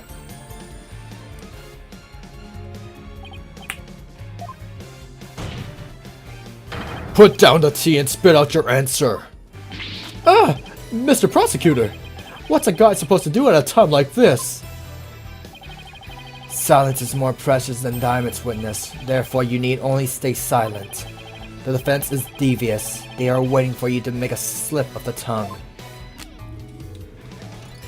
Oh, I see. So that's what they're after, is it? In that case, Your Honor, I've decided not to say another word. Very good. After all, your right to remain silent is protected by law.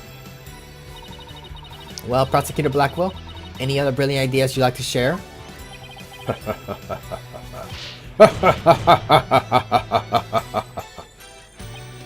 Did you hear that, Psych Stoner? A Rakugo artist who's afraid to speak. Who ever heard of such a thing? Are you trying to taunt him into talking? Such a petty trick will never work.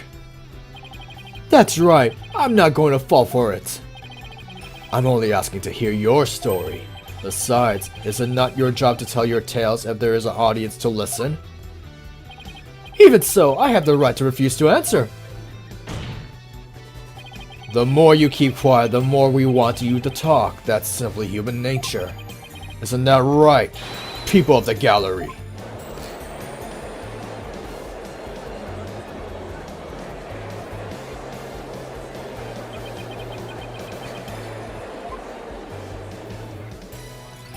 Even with this wonderful audience in front of you, you still refuse to talk? If so, then perhaps you chose the wrong line of work, my friend. Are you saying I should quit? Because I'm not afraid to speak my mind, I'll have you know. Oh no, never mind that what I just said. It is scary to talk, it's absolutely terrifying. But no, as a Rakugo artist, I must talk. If I don't, how can I ever show my face on stage again? Your Honor, I'm ready to testify. He did it. He managed to convince Ueno with his power of suggestion technique. Bully for you, Ueno. That's as a real Rakugo artist should be. Alright, if the witness wishes to testify, then by all means, please do. To be turned by such an obvious ploy. What a man of weak spirit.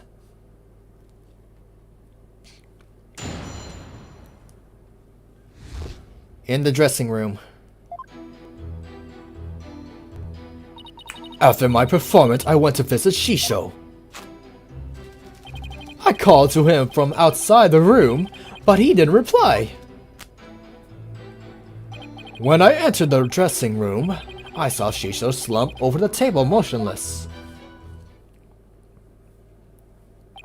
From what I can tell, there do not appear to be any inconsistencies in the testimony. Of course there aren't any, because I'm not trying to hide anything. Prosecutor Samari's right, I don't see any inconsistent here. But I did pick up a same faint discord in Ueno's heart.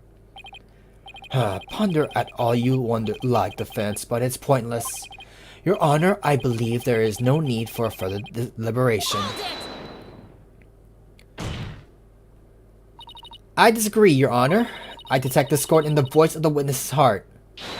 That's a clear indication that Ueno is facing some sort of inner turmoil.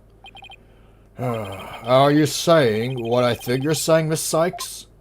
Yes, Your Honor. The defense would like to conduct a quick therapy session on this witness. Ueno, there is no need for you to submit to this so-called therapy. It's fine by me.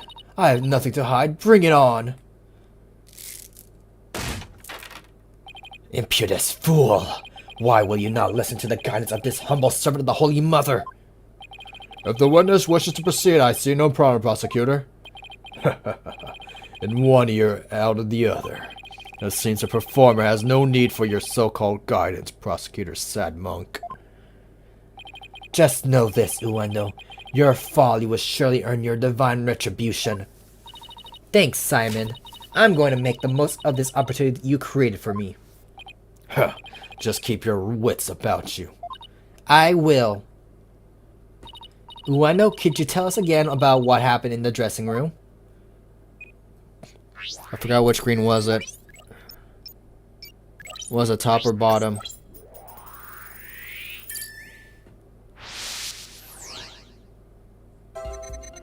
After my performance, I went to visit Shisho.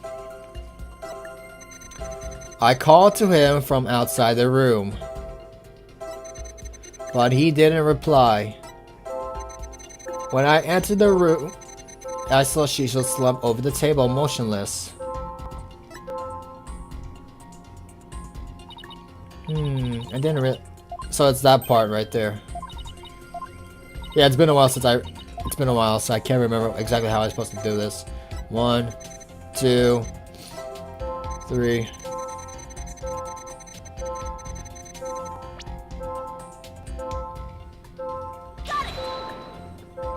Oh god. What if something just doesn't match? Match. Ah, I see. Match as in... Manage to... I don't think that's what it is. I don't remember how this works.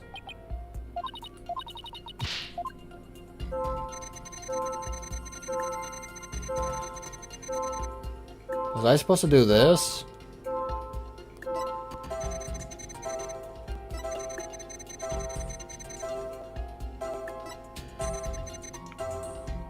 He was happy. He was happy.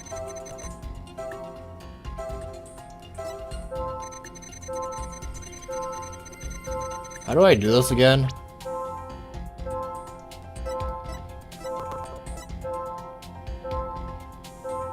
What's the unexpected emotional response? Wouldn't it be that? Uendo, I'm noticing something strange with the emotions. Something stranger with cheesy toast skin, you say? No, something strange with these emotions. How could you have heard something stranger with cheesy toast skin? I don't know. Maybe it's me who got some cheesy in my ears. I did. Did he really? Did he will the floor to open up to swallow his cushions out of the shame for the bad joke? The point I'm trying to make is that what I noticed something unexpected in your emotions. Now stop hiding and come out where we can see you. Regular, please bring the witness a few replacement cushions.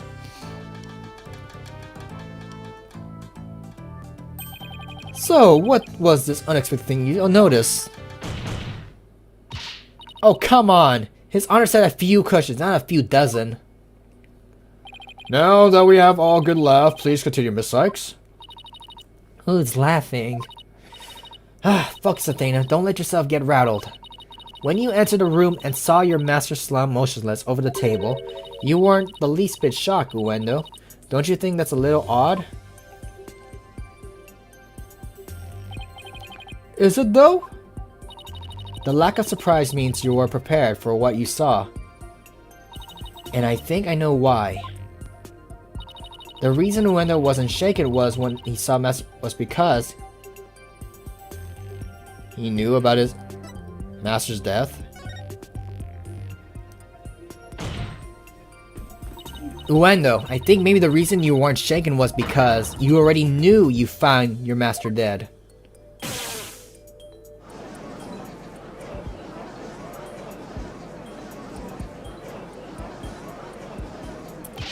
What kind of thing is that to say? You got it all wrong. Oh, right. I just remembered something. I thought Shisha was just sleeping when I first saw him. 50%.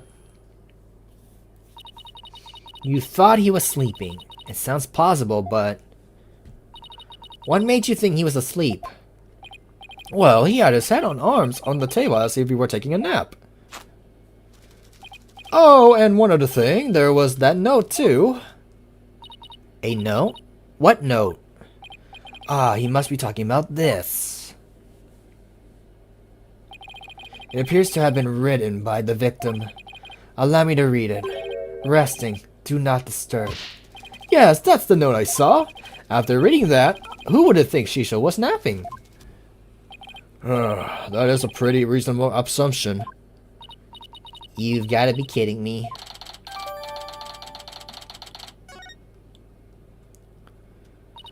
That's right. I saw the note, so that's why I thought Shisha was asleep.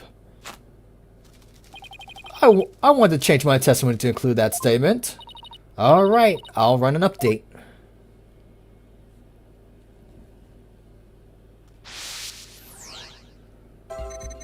After that, next.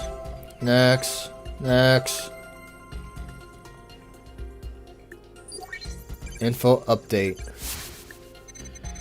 When I opened the door, I thought he was sleeping.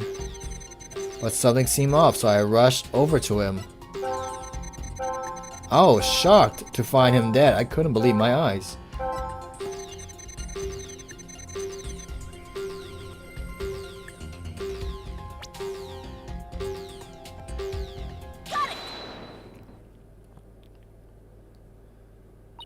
Uendo, I noticed something funny in your emotions again.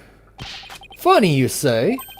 I guess an entertainer of my caliber can make people laugh, even with my emotions. I didn't mean that kind of funny, quite the opposite actually. When you entered the dressing room, I see that you suddenly felt angered. What I want to know is, what made you angry all of a sudden? What? Let's see. Oh yeah, now I remember. As I was going in, I whacked my little piggy on something. I was annoyed by my own clumsiness. Wait, you mean you stubbed your pinky toe? Just a little bump.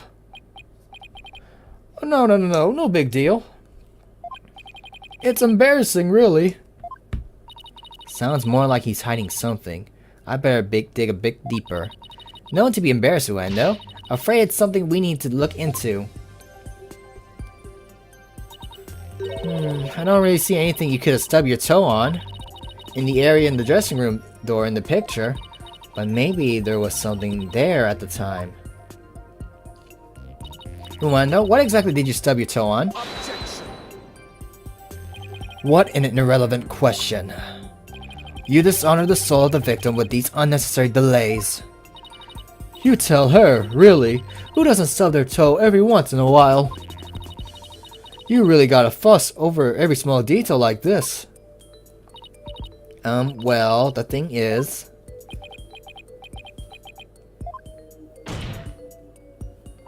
even the most subtle fluctuations in a person's psyche can clue us in the truth. That's why it's important to get to the bottom of this question. Plus, if I back down now, who knows what new insults Simon will hurl my way. If there was really no trace left of what Ueno stubbed his toe on the floor, what in the world might have been there? But it's not there now.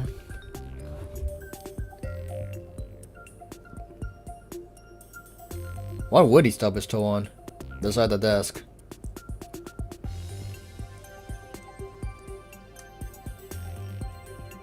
That where I'm completely lost.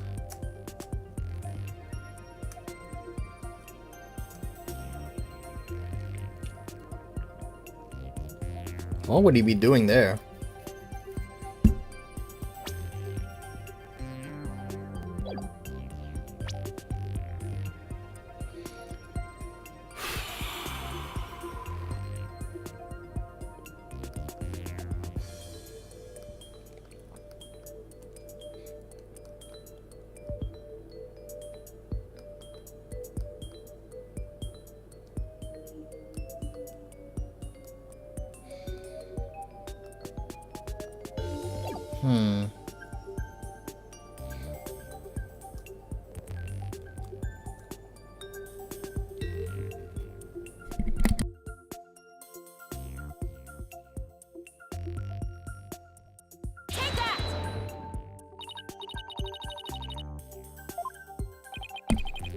That's not where I was pointing. One said he stubbed his toe as he was entering the dress room. Could what bump into the table also be a clue? Could what bump into the table also be a clue as to what Ueno stubbed his toe on?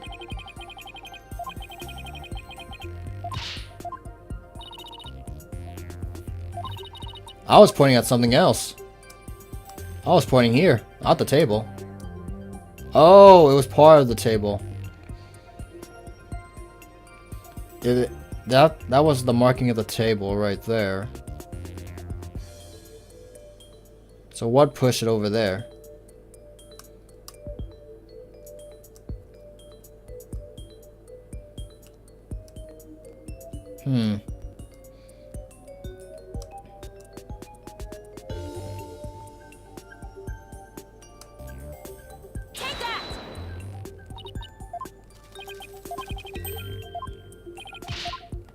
Nope. That was not it.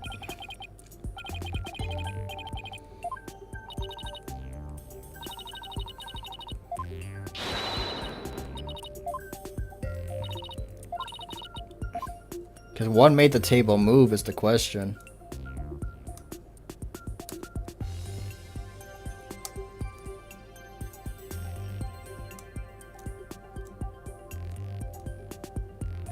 He answered.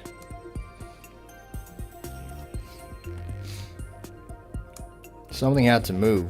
I have no idea what. Take that!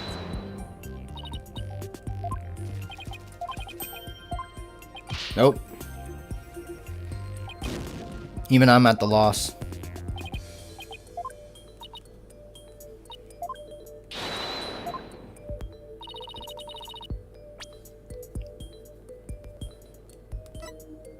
Even I don't even remember what the heck is going on. I really don't.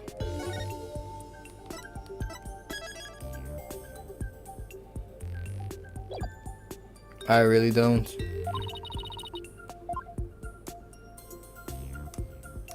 Cause he hit something had to move the table.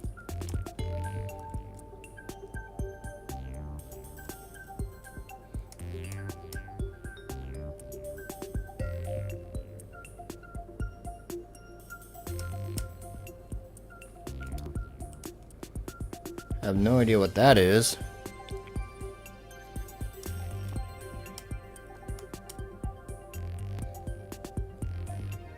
Take that!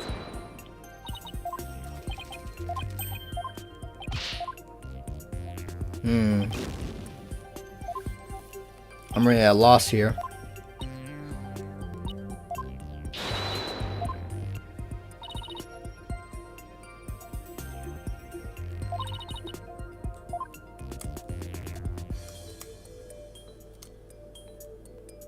Take that! Wow. Please take a good look at the blah blah blah. Do you see it? This long track that goes from the door all the way across the room. Oh, now that you mention it, I do see traces of something getting dragged. And the drag mark ends. There, at the TV. It implies that the TV was originally by the door. I'm convinced that this TV is the object the witness stubbed his toe on. Well, Ueno, how about it? Yes, you're right. It was the TV. 10% left. There, the noise level dropped again. Yes, I stubbed my pinky toe on the TV. But, what of it? Why is it so important to you? So the noise went down, but it hasn't completely disappeared yet. Which means he's still hiding something. Uendo, why was the TV moved there? Shisha must have moved it so he can watch my routine. Well, what a place to put it, right in the middle of the doorway like that. I didn't want to bump it again, so I put it back where it belonged. Performance on stage can be viewed on the dressing room using the TV? That's right. It's a closed circuit monitor that shows the stage.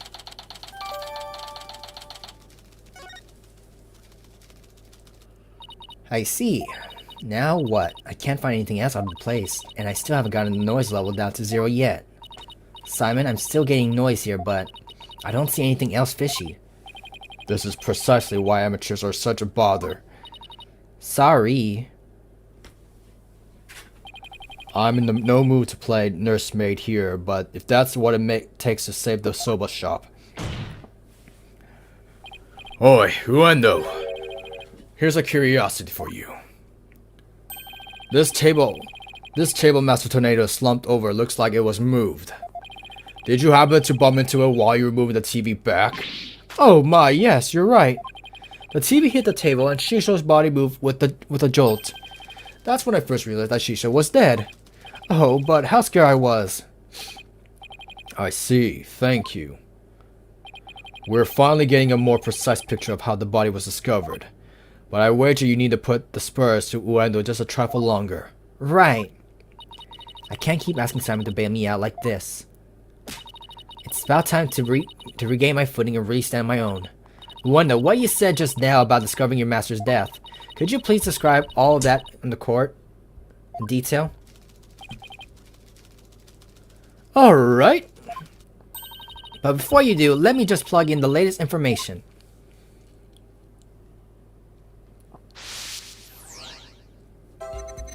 Next. Next. Next. Next. He stubbed his toe When I put the TV back in its orbit, I realized that Shisho was dead.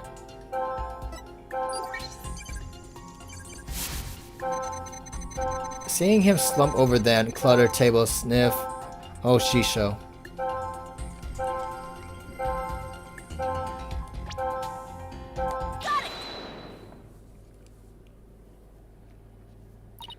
That's odd. After the initial shock of finding the victim dead, you reacted with surprise again. What was it that you surprised you, Ueno, besides your master's death? What do you mean? What's more, you were even more surprised the second time than the first. What could have surprised you more than finding your late master? Search me. Your little thingy must have made a mistake. Silence. The girl is as sharp as a trout, to be sure. But her ability to hear people's emotions is absolute. Now get to remembering, Uendo. What was it that surprised you? That was a compliment, right? Well, Oh, we're back here again. No, we pushed him too hard, and now he's mentally all over the place. His emotions are completely out of control. Out of control? Care to explain how that's relevant? You know how normally I listen for the hidden emotions in a witness voice, right? From there, I look for inconsistencies between their testimony and their emotions. But sometimes a person's feelings can run too high, making it hard to get a proper reading. So that's how your matrix program works. Fascinating. Ordinarily, it's just one emotion that runs out of control, but it seems there's nothing ordinary about this time.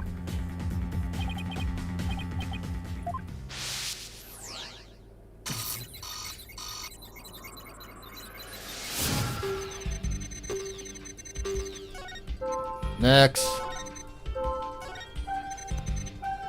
Same thing.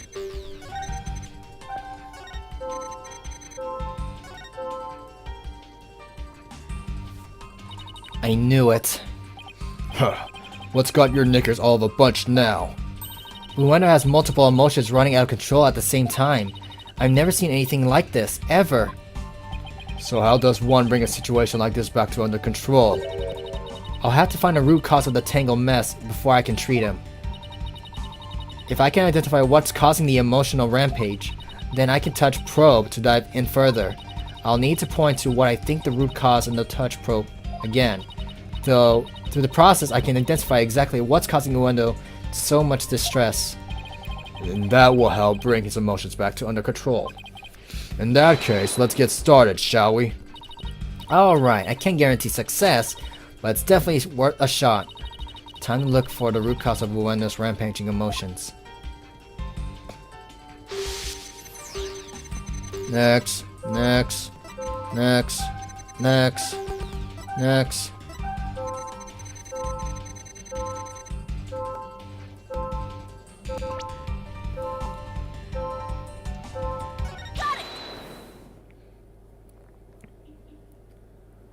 I get it now. The cards were the root of it all. Don't try to deny it. You can't hide your feelings from me. The dying message that was left at the scene of the crime is what's causing your distress. And if the dying message was the cause of all these feelings, then that means the phrase Owen Forth must mean something to you.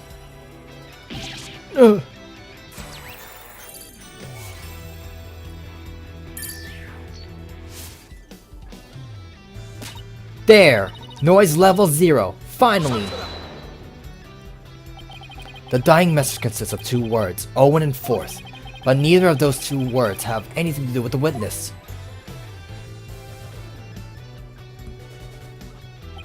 This topic warrants no further argument.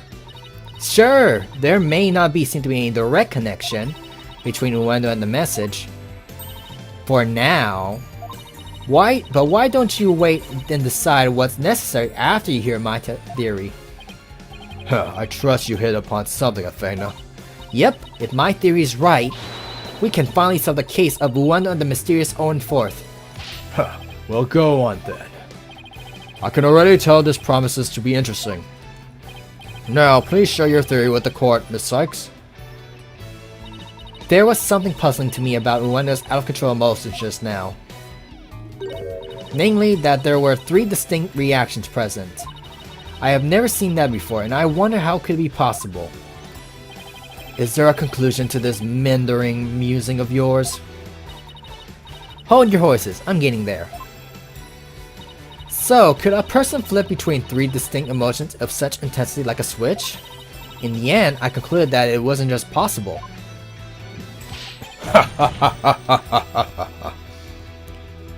So that's it, is it? A bit unconventional, but I'll grant that it's possible with the realm of psychology. Within the realm of psychology? I'm afraid you have to explain it for the old man up here on the bench. Your Honor, my theory is that Uendo...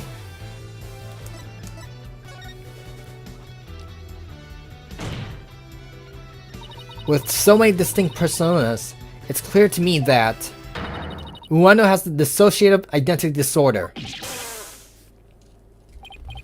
What does that even mean? Your Honor, defense would treat this trial as a child's jest. Multiple personality disorder? A preposterous proposition indeed. Would you not agree, witness? How did she know? How did she figure it out?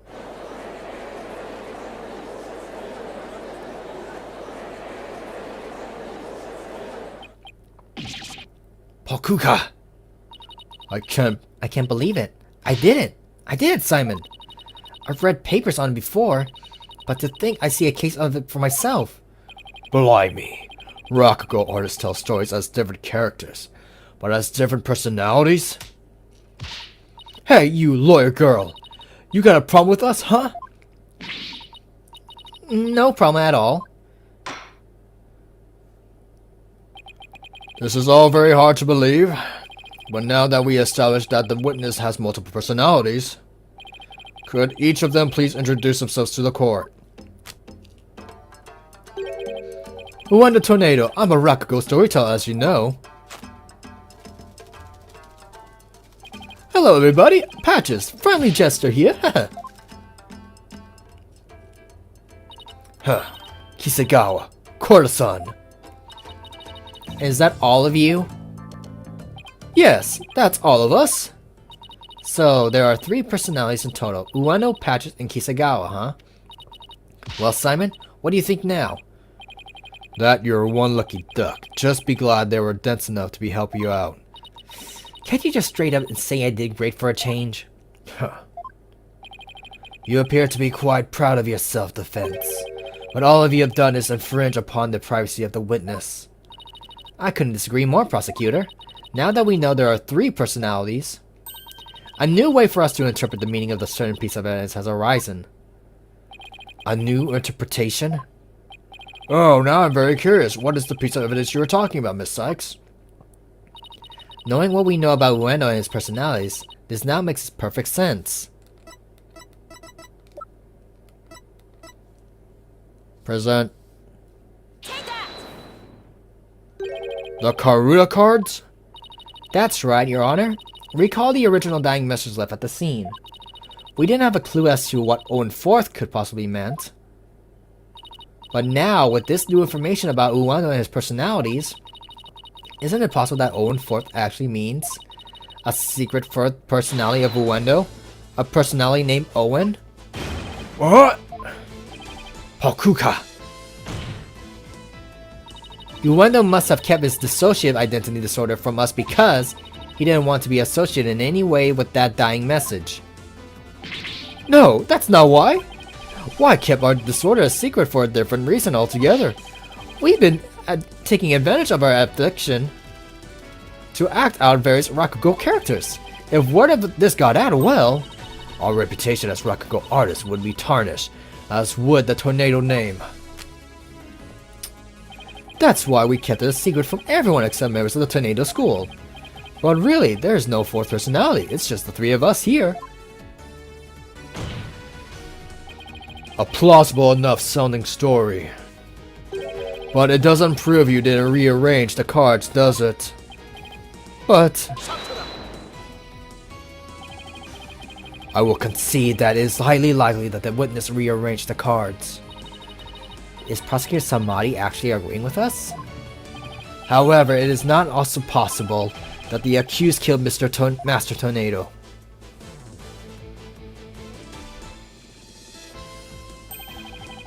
And then left the message in order to frame the witness.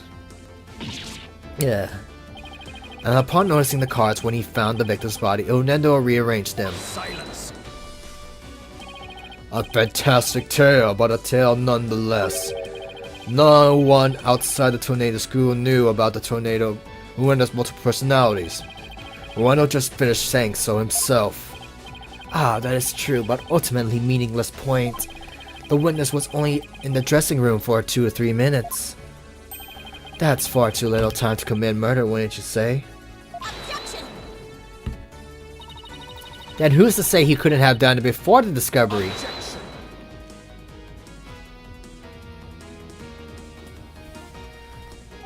Ah, the spring chick memory of yours. Have you already forgotten Prosecutor Blackwell's testimony? Simon's testimony? Oh.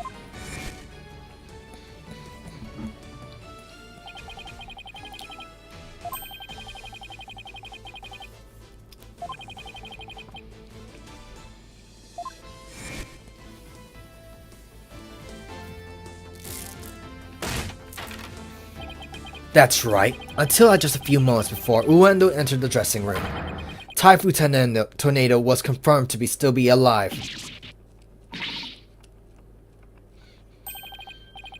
Not only that, Uendo was on stage until just before he discovered the body, a bulletproof alibi that I have already confirmed with several audience members.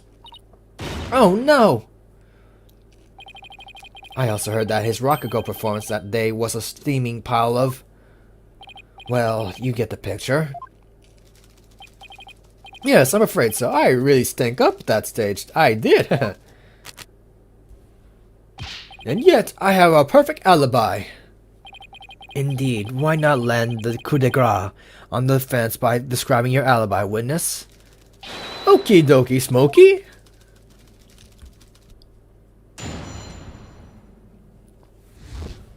Ueno's alibi. I was on stage until just moments before I went to the dressing room. The entire audience was my witness. But my performance was a huge bust, not a single soul laughed. I'll never be able to live down how terribly I bombed during that very important show. Uendo was on stage before he found the body, so he could have not committed the crime. It is time to let it all go, defense, and move on. Well, get this, Prosecutor Samadi. The Wright Anything Agency will never give up. We never fight. We fight to the bitter end. Allow me to say this once more. Let it go and move on. And allow me to say this once more. I'm never giving up. Let it go and never! This is pointless. You should have taken advantage of this opportunity while you could, you foolish child. Your worthless convictions only serve to prolong the accused's suffering. If words will not sway you, then perhaps pain will. Oh no, anything but this.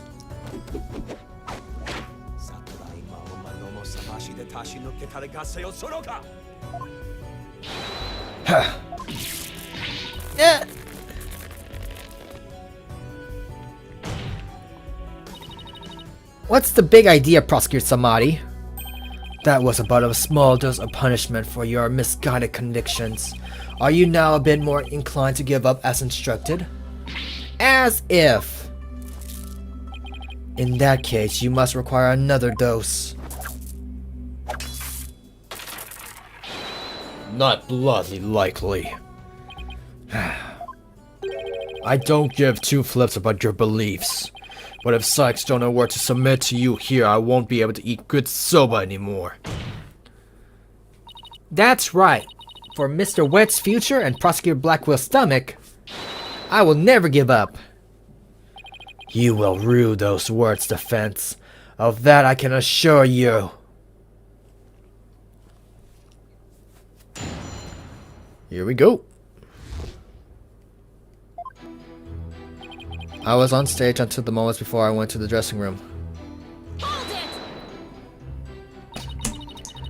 How can we be sure it was you who was on that stage? Are you asking whether it could have been some imposter? I guess so. Unlike a big arena, a Rakugo theater is a cozy little place. It would hard to be fool an audience in such an intimate setting, don't you think? Yeah, I guess you're really right. Good, I'm glad we could clear that up, because I guess you could say... The entire artist was my witness. Let me see this thing again.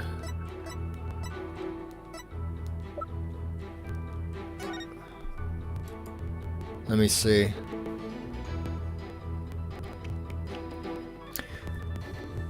Let's see. The letter contains simple greeting and a rundown of the show's program. Gator was to perform her balloon act, then Ueno was to do his soba gluten and routine, and finally master time soba. His statement: Ueno discovered the victim's body upon entering the room. Before Bucky.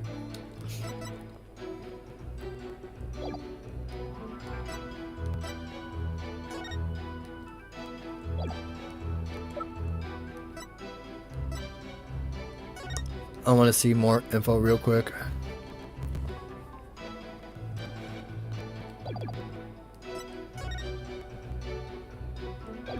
Just need to double check on what that we found.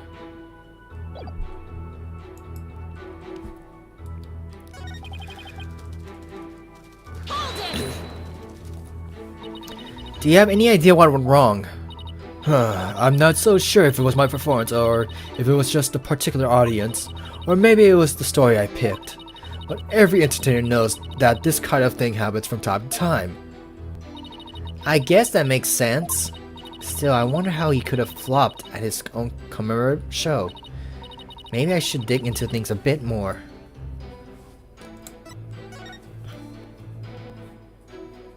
Could you tell me which Rakugo story you performed? I could, but I'm not sure if it would mean anything to the uninitiated. Well, even if I might not get it, can you at least try me? Alright, if you insist. The story I perform is called Toki Soba, otherwise known as Time Soba. Time Soba, huh? Maybe Ueno's right. He's only said the name of the routine and I'm already lost. Ah, so you performed Time Soba, did you? What? You know it, Prosecutor Samari? In the course of my studies last night, I became familiar with a number of stories. I must say, Defense, you could do well to prepare better for your next trial. Simon, what's Time Soba about? Look it up yourself. Allow me to give you an overview. The story takes place on a winter's night. A man orders a bowl of soba on a street stall. How you doing, sir? What can I get for you? I see you got a seaweed top hanamaki soba and mixed topping, blah blah. I'll have a bowl of shupoko, my good man, shibaba, but there's nothing like a hot bowl of noodles and soup to warm the soul. You know it, sir. One shupoko coming right up. So how's business? Not so great, sir. Is that so? Well, that's great, because things can only get better from here, right? Well, Prosecutor. The customer talks on and on like this. Finally, when he is done eating, he goes to pay for his soba. So, how much do I owe you? That'll be 16 months, sir. I see. Sorry, but I only have small change on me. It'll count the coins into the palm so you can count on your hand for me. 1, 2, 3, 4, 5, 6, 7, 8. Hey, what time is it? It is 9, sir. 10, 11, 12, 13, 14, 15, 16. Thanks. Bye. Ha ha ha! Very well done, Prosecutor Somebody. That was excellent. Huh? I don't get it. What was so funny about that? Don't you see? The customer paid with the coins, counting them out one by one. Then, just after counting 8, he asked about the time. And the soba vendor answered with 9. Oh, now I get it. He made the vendor say 9 and then he continued counting to 10. Exactly. He cheated the soba vendor out of 1 mon with his smooth talking. The story continues with another man who saw the whole thing and tries to do the same, but he bungles the trick and ends up paying more than 16 mon for his soba.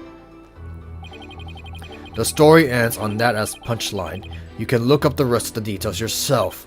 Or, I'm sure Prosecutor Sad Monk over there would love to perform it for you after court. So basically, it's a story about a man who cheating on his soba bill. That's kind of petty, isn't it?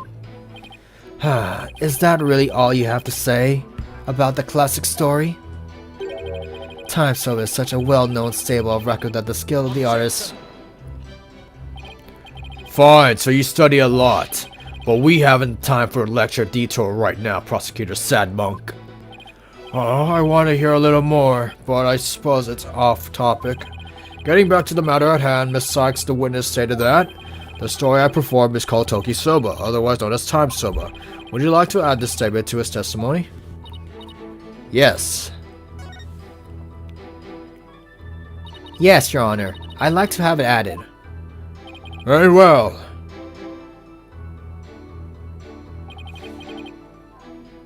Present. Invitation. Objection!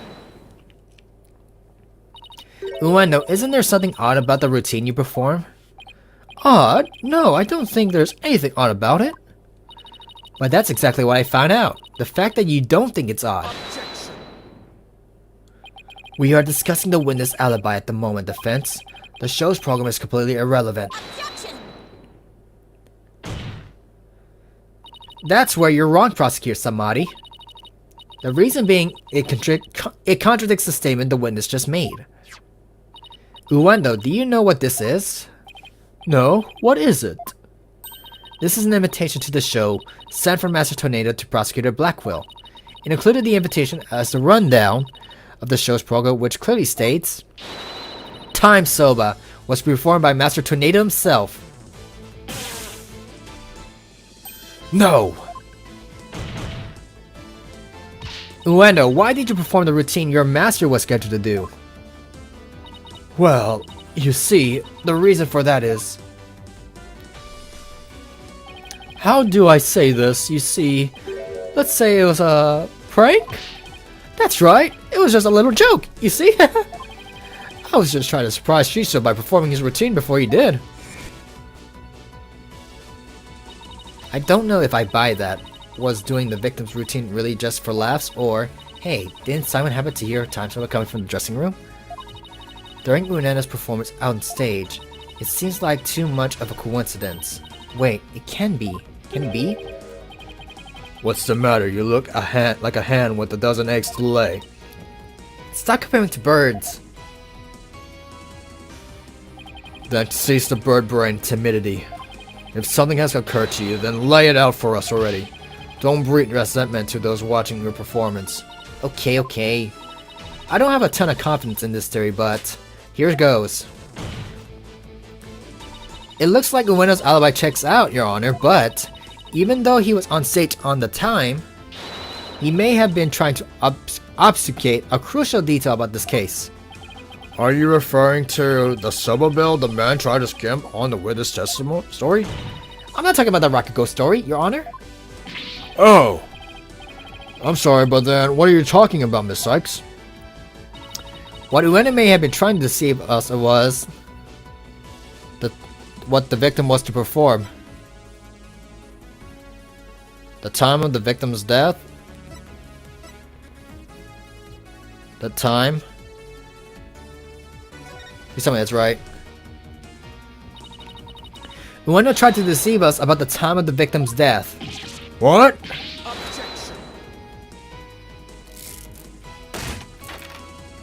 What gibberish! Prosecutor Blackwell even testified to the time of the victim's death. I know, but he only testified the way because he and Gado had been completely taken in. You mean by the Soba bill thing? Would you please forget about the story for a second, Your Honor? I was deceived? Pray tell, how did Ueno manage to deceive two people while he was performing on stage?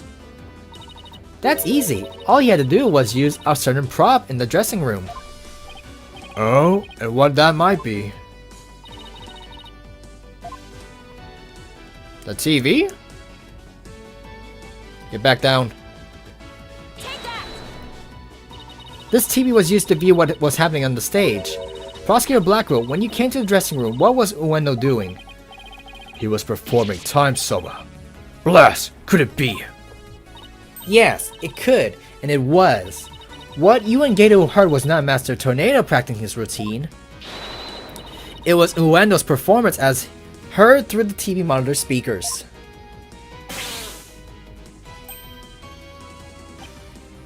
What?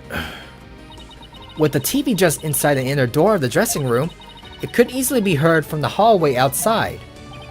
And because we knew that Master Tornado was scheduled to perform Time Soba, we were easily manipulated into thinking he was still alive at the time rehearsing. Yes, your knowledge of the day's program is why the two of you could be fooled that way. Simon, did the voice you hear belong to Master Tornado? With the doors in the way, I couldn't tell exactly whose voice belonged to. But because I heard Time Soba, I just assumed it was Master Tornado. I can't believe I was taken in by such a simple mind game.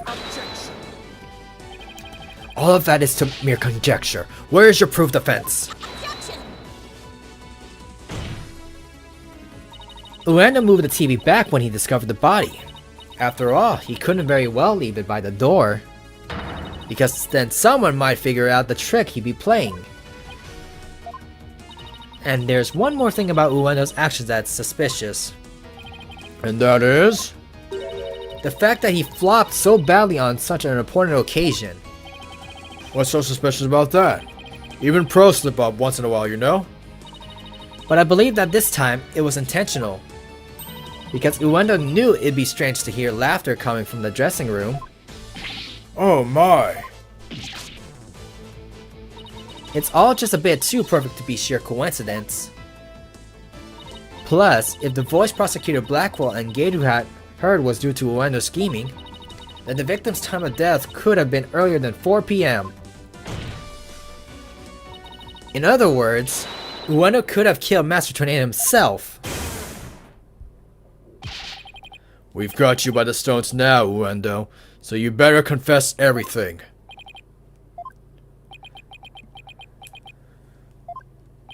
Well, witness, what do you have to say for yourself? We demand an explanation. Ueno! I confess. I tampered with the crime scene.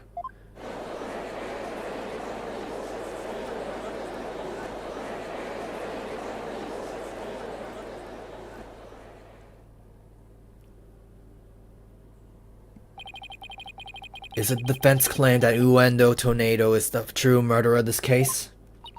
If he tampered with the crime scene, then we have to consider him a suspect.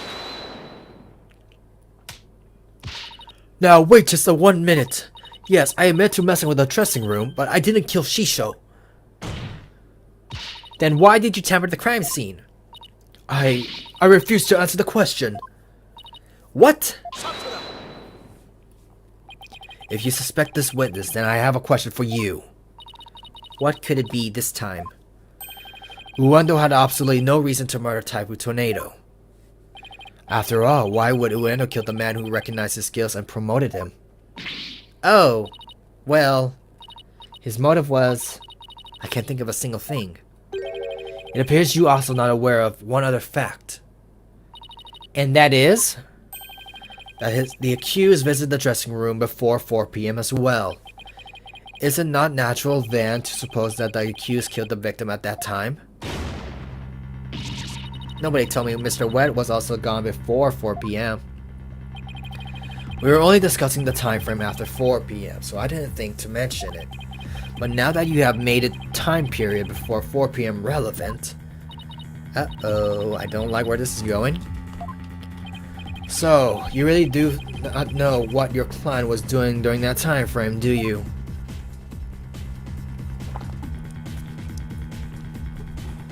Well, it was all very sudden, and why did you wait until the very last second to contact me, Simon?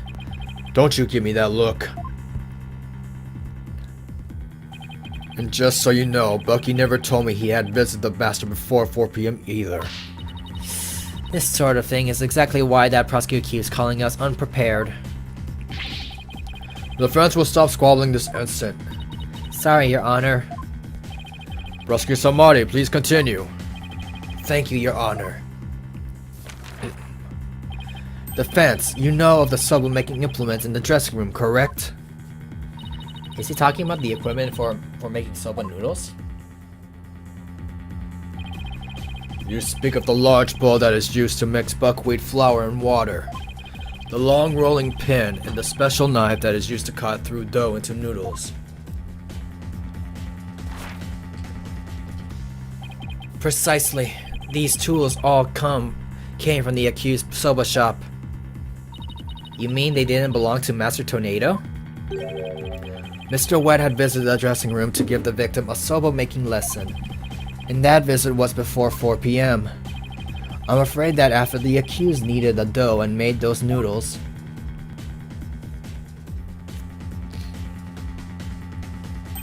he committed to act of murder. But wait, that doesn't add up. If Mr. Wheat killed the victim before 4 p.m., why would he return to that room at a later time?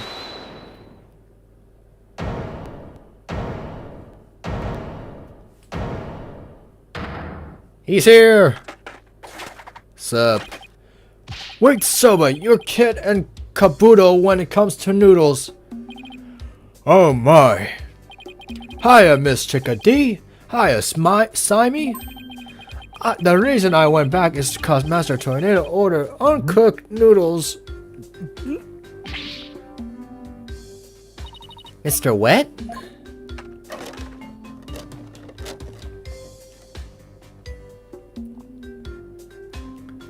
Yesterday, I brought noodle-making tools to the dressing room at around 2 p.m. That's when Master Tornado ordered uncooked soba noodles that stocked up. Uncooked noodles to stock up on? Yes, ma'am. Master Tornado kept a supply of soba noodles from my shop in his fridge.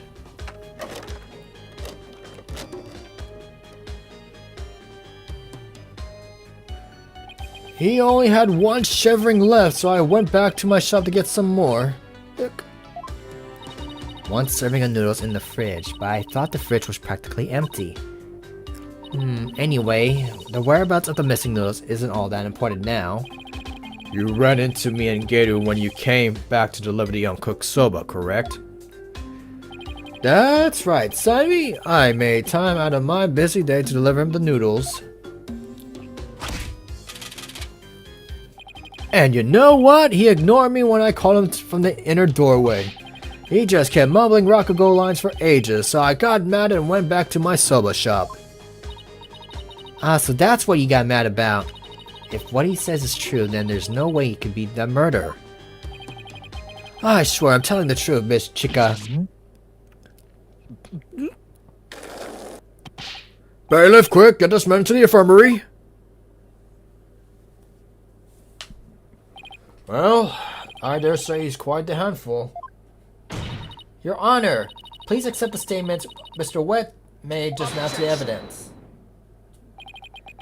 I believe the accused's statement about going to the room at around 2 p.m. is true, but it falls with the victim's estimated time of death. That opens up the possibility and that the crime was committed between 2 to 4. That's some critical information. Yes, Your Honor. But other than that one point, Mr. Wet's statements are dubious and without proof. Objection! But they are the words of the defendant himself. Simon, back me up here. He has a point. If I were the prosecutor, I wouldn't accept them either. Well, I understand the defense's feelings on the matter. This court is unable to accept anything other than the time the defendant made his visit. Now what to do? I trust you have no further objections, defense. At last, the time has come to send the soul of the victim onward to the Twilight Realm. Silence. What are you yammering on about, Prosecutor Sad Monk? We still have something we need to question Uendo about. We do? Like what? Well, don't just stand there! But we don't have any evidence left to present. Have you forgotten already? Isn't there still a hidden witness you have yet to question? A hidden witness? Oh, that's right. Your Honor, there's still one more issue we haven't finished discussing yet. Oh? And what is the bit of unfinished business? We haven't finished discussing this issue related to Uendo.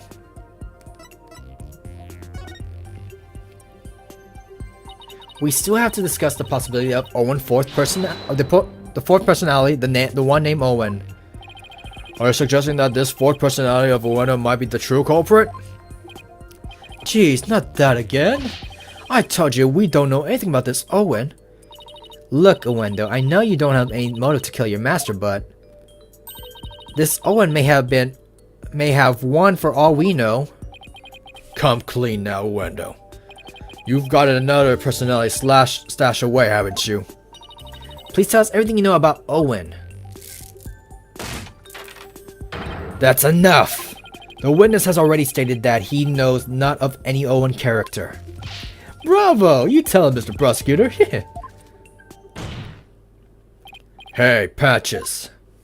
If you claim you don't know Owen when you really do, that's a tantamount to perjury. If you want to exercise your right to remain silent, however, well, that's a different story. Do not listen to the prey, Prosecutor. Witness, you will be tainted with his evil. Do you have any idea how dark and cold a prison cell is? I exercise my right to remain silent. What's this now? Changing courses in midstream, are you? Shut up! I will remain silent and that's it. Patches, you fool! You stay out of this!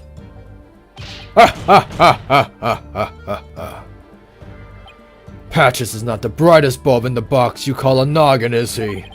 The fact that he switched from I don't know any Owen to I will remain silent is proof that he does know about Owen. There it is again. Simon's formidable psychological manipulation tactic. I'm sure glad he's on my side today.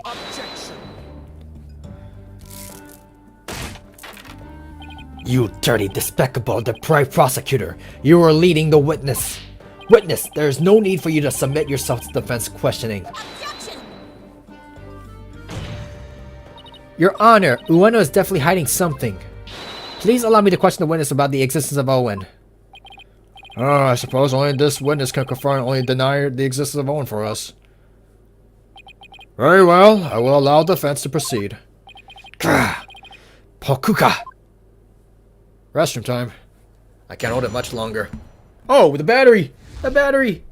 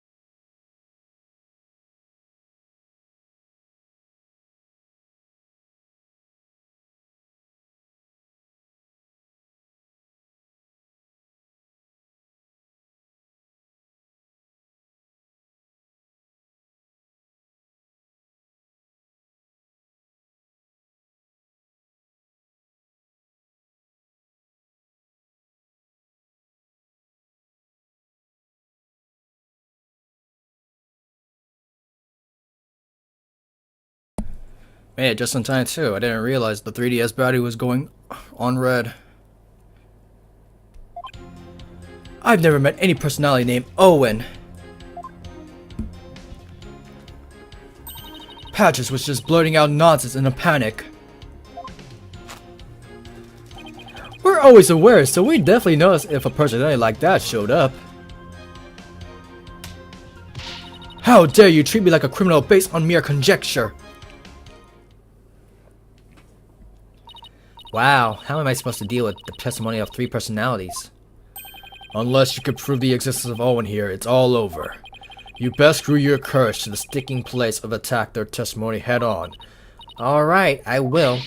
Just stop piling the pressure on me. I have to draw out some info. Anything to drag Owen out in the open.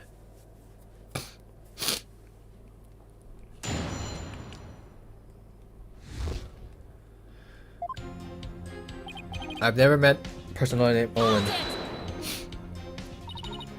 Met, huh? Is that how you experience each other, like people meeting on the street? Well, it's more like all 3 of us are always here, and the personality that's most suited to the moment is the one that comes out. So when you're out, Uendo, what are the other 2 doing? Well, we never know when our turn will come, right? So we stand by and listen.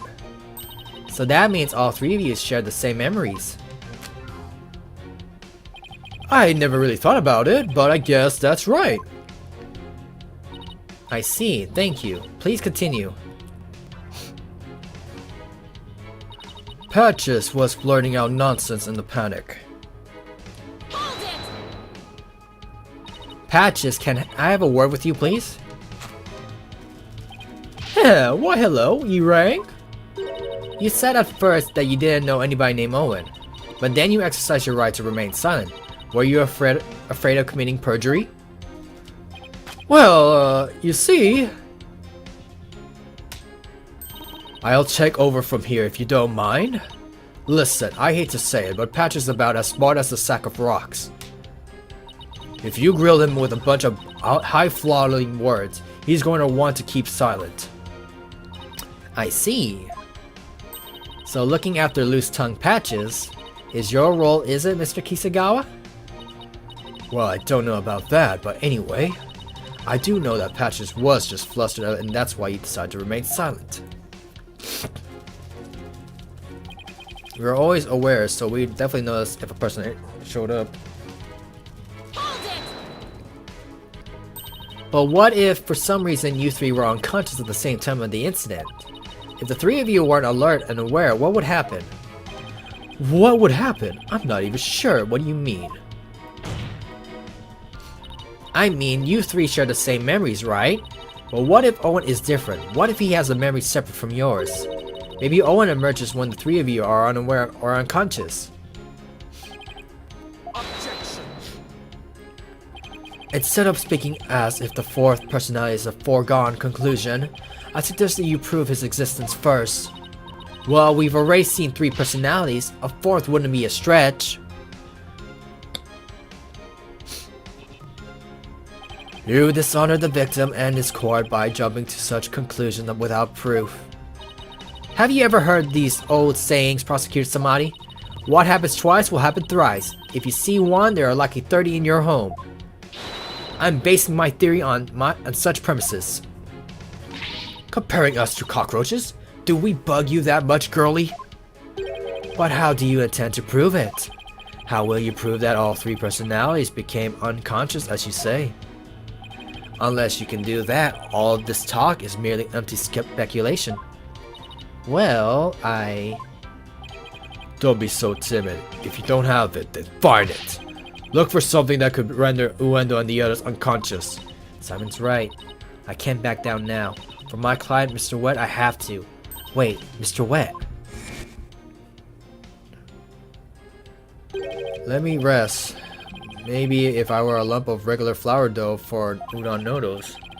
But I'm fresh like my soba. Don't let my soba dough rest, so all these three freshes. Grind the buckwheat seed fresh, cut the dough fresh, and boil the noodles fresh. It was the way you're supposed to cook the noodles, right?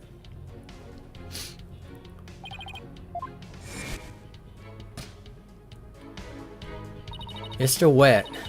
Falling unconscious. Wait a minute. I think I got it. Miss Sarks, do you have proof to back up your theory?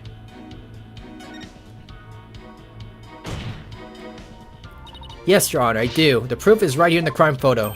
It is? In that case, please point out what supports your theory. This most likely caused what Ueno lose consciousness. The soba? Take that!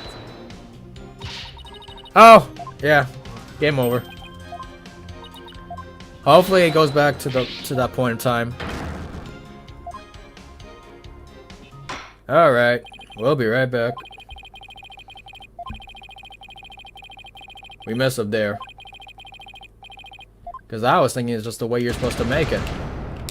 That's all it is.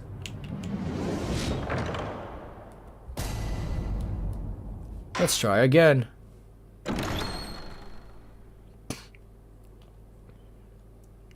Where did we left off?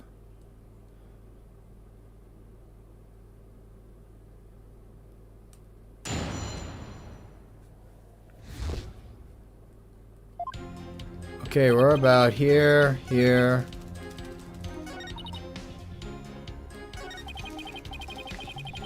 Hold it! Here.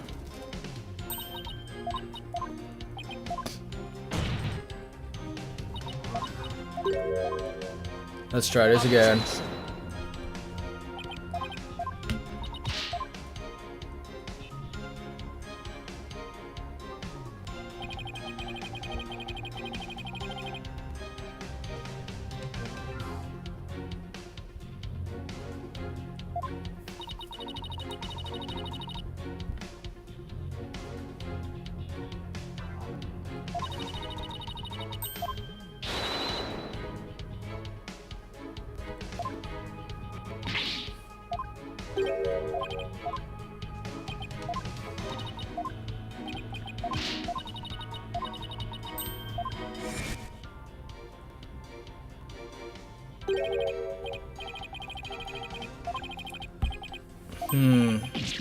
Grind the buckwheat, all that stuff. He says all that.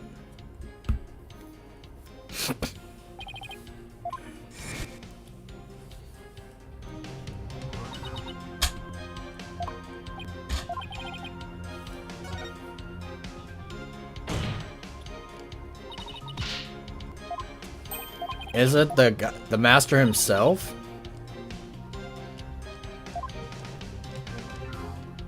Take that! Nope.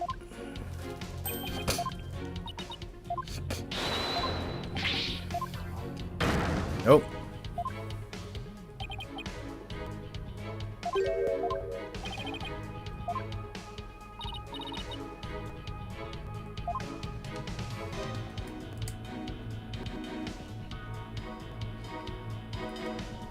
This.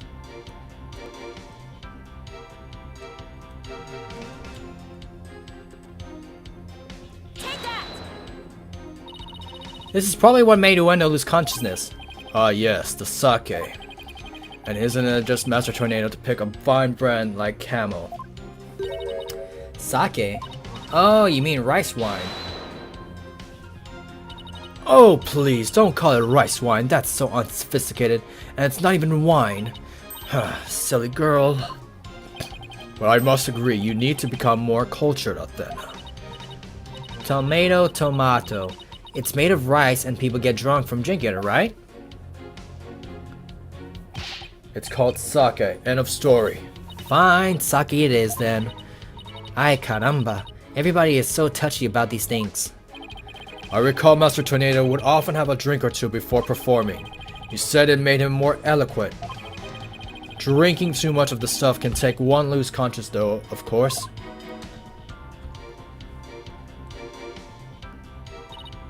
And look, there were 2 glasses on the table. Ueno, I believe your master would offer you with some rice, sake. And then you must have drank too much and passed out. That's when your 4th personality, Owen, emerged. I drank sake? Huh, that's a good one. We have a real sweet tooth, you see, so yes, we did accept a sugary red bean bun. But since we really dislike sake, we said no, thank you to that. Believe it or not, we're not really weak when it comes to booze. Even a tiny drop can kick us out right out. So, you see, I had a sweet manju bun, but I didn't drink any sake. What? But that can be right. The fence demands the glasses be examined right away. You amateur! Did you really think I had not already done so? Your foolishness is beyond the pale. Don't tell me. There was no trace of the witness having touched either of the glasses naturally. Right, of course. Miss Sykes, would you like the witness statement added to his testimony? Yes, please, Your Honor. Very well. I had a sweet manju bun, but I didn't drink any sake.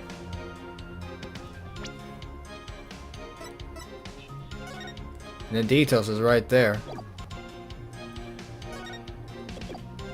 Objection! Oh, never mind. Never mind. I thought I was gonna go right away, but I guess not. We're just gonna go with... I was gonna go with the picture of him where the bite's right there.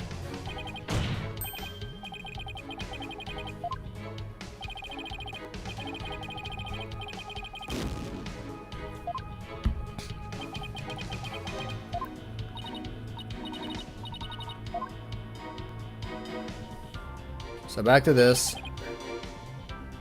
Hold it! so if you had a tiny sip of sake, you conked right out, huh? That's why you didn't touch the glass that Master Tenno offered, correct? Yes, that's right. Then maybe you ate something that had sake in it in the ingredient. I don't recall doing anything like that. He doesn't recall doing it. But that doesn't necessarily mean he did it. He just might have not known that he did. Let's take another good look at the evidence. That's what I did! So he didn't drink any sake, huh? Oh boy, now we're in trouble. That kind of answer is exactly why Sadbug keeps insulting you. Now use your head! These are countless ways a window could have gotten sake into his mouth inside drinking it. Come on, son.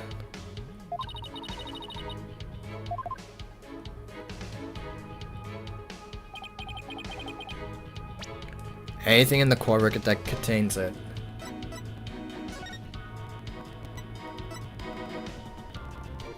There are 2 drink cans in the fridge. Soba flour. The victim was making soba noodles.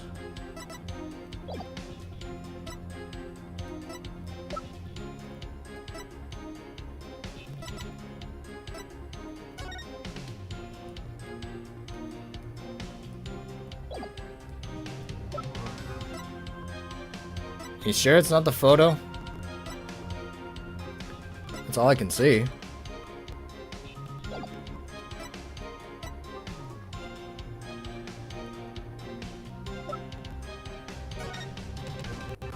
That's all I know. It's the photo or the camel. That's it.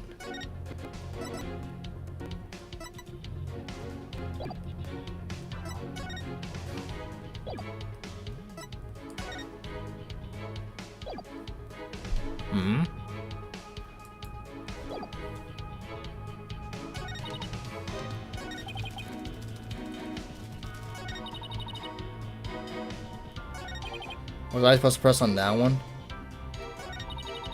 Let's see what this is before we press that one.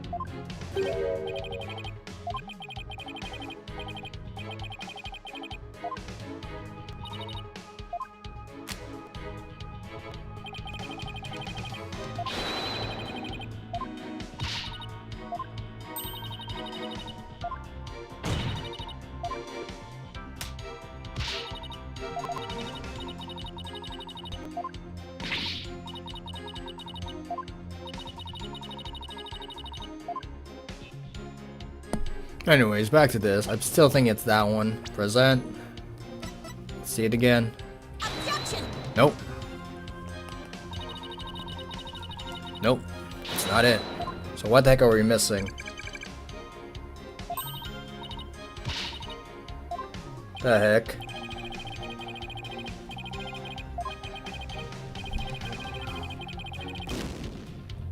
Or am I supposed to plug in something else?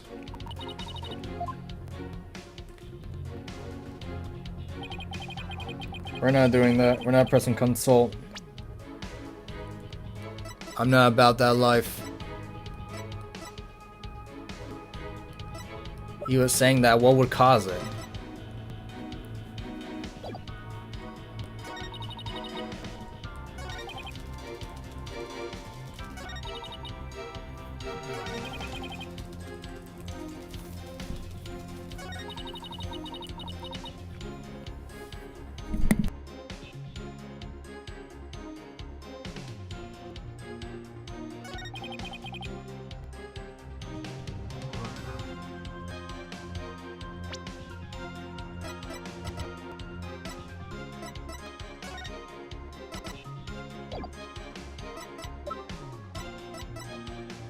Objection! I knew it. This shows what most likely made Uenda lose consciousness. That note. Are you feeling lightheaded, child, or perhaps a bit peckish? I'm not hungry, and my head feels just fine, thank you very much. Look at the paper this note is written on. Isn't there something familiar about it?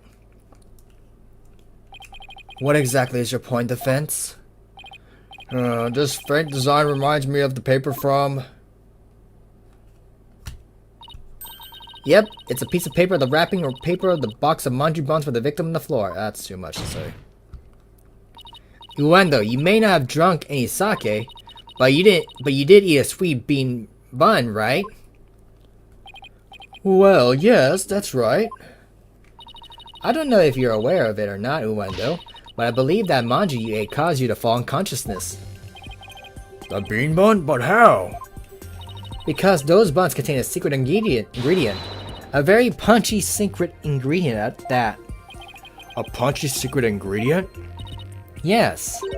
The design of the wrapping paper matches that of something else in the room. It does? The design of the object matches that of the manju box wrapping paper. Take that! The camel pattern? It's the same as the one in the camel brand sake. So, just as Uendo said, he didn't drink any sake per se. But he did eat something. Impossible! Uendo had a camel brand red bean bun, which boasts a nice shot of sake as one of its ingredients. So the defense is claiming that Uendo passed out after consuming a camel sweet bun, which allowed a fourth personality named Owen to emerge. Is that correct? Yes, Your Honor. That's exactly what I'm claiming. But there's one thing that bothers me. Wouldn't the alcoholic content of the buns evaporate as they are steamed? In order to give them a stronger flavor, some manju are specifically made to retain as much of the alcoholic content as possible. Huh, what kind of lightweight do you think I am? Even I wouldn't pass out from eating a simple manju. Then how about we test that theory? What do you say, Your Honor? Seeing is believing, as they say. Very well, I will allow a test. Thanks, Your Honor. Simon, go buy us some camel manju on the double. And don't forget to get me something too, okay? Why must I? And while you're at it, Prosecutor Blackwell, you will get one for me as well. I'm not the courthouse stable boy, you know. But just this once, I will quiet. Taka, I'm counting on you.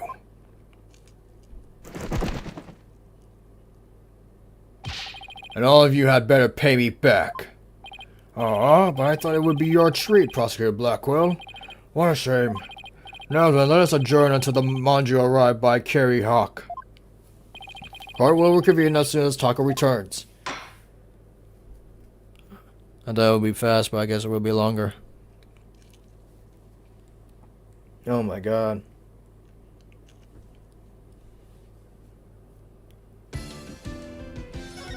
There is more.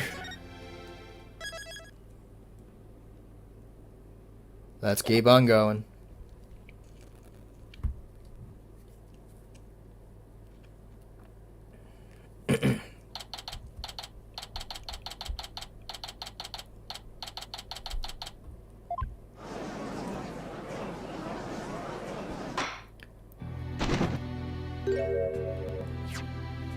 Now that the sweet buns have arrived, this court is back in session. Go on, Ueno. Eat it up.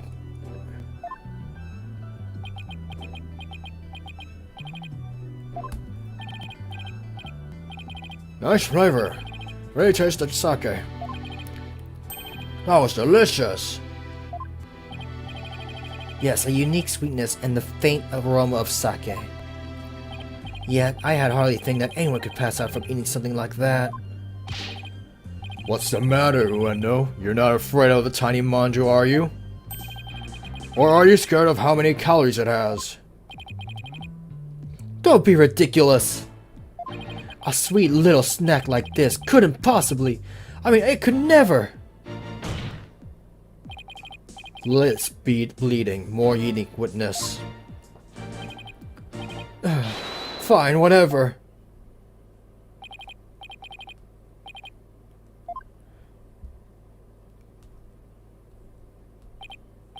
See? I told you it don't affect me in the slightest. We might be lightweight, but come on, nobody's that light. Seriously, nobody's getting drunk off of one little bun.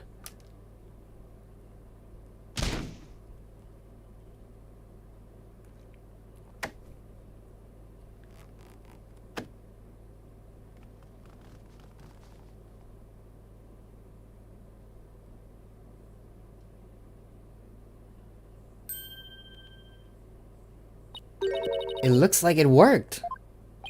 Oh my, witness! Please tell the court your name and occupation. Oh,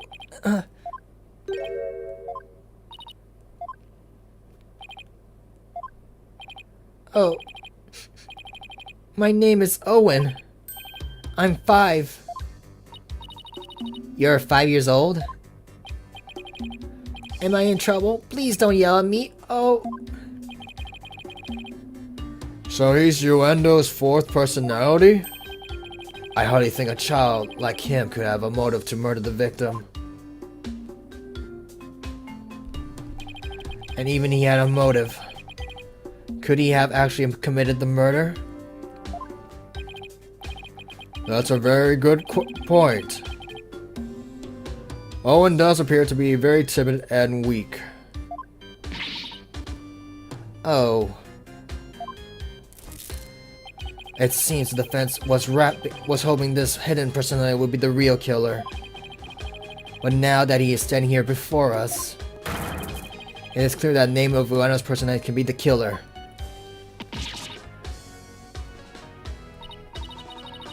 Where can I even go from here? Shisho. Owen, do you know something about what happened to your master? Come on, buddy. Won't you tell Auntie Athena what happened? What a scary lady. I'm not scary. Look at Auntie's big smile. Tell me about your master, please. Pretty please. With sugar on top? Okay. Shisha was super nice. He always played with me. Just like a real grandpa. I love Shisho. Athena, do you sense anything weird behind his words? I sense his sadness. Sadness so pure, it's heart trending, but no discord. Prosecutor Samadi is right. Owen isn't the killer. But then, don't you find it odd? Find what odd? Let's review what we learned so far. Ueno rearranged the Karuta cards to pin the blame on Bucky. Well, that's because the original message implicated Owen. But Owen's only 5 years old and obviously outdoors Master Tornado. Exactly. The other three personalities also have no motive for murder. If Owen isn't the true culprit, then the person who first laid out the cards probably wouldn't have been Master Tornado. So then, who did it? Defense? Did the appearance of Owen help you figure out anything out? Yes, Your Honor. I know who it was that first laid out the Karuta cards. Well, I thought it was the victim, right? No, Your Honor. I don't believe it was. The one who first arranged the Karuta cards on the table was none other than the true killer. I believe the person who laid out cards is the very person who killed Typhoon Tornado. How quickly you move on a new target when your Owen theory proves false. You Pokukan. I don't know what Pukunan is, but I know I am definitely not one. And before you start with the sermons, why don't you hear me out? Yes, let's hear the defense. Reasoning, please proceed, Miss Sykes. But if you're bluffing, I won't go easy on you. I understand, Your Honor. Then please recall the original crime scene. Who did the Karuta cards name when the scene was discovered? Let's see. I believe they implicated defendant Bucky Wet. That's right. But we then found out that the message originally read Owen 4th. Which implicated the young boy Owen. Exactly. And the person who rearranged the cards was undoubtedly Uendo. Uendo may have kept silent, but we can be sure he already knew about his master dead. His tampering with the crime scene using the TV all but proves it. And which we already know.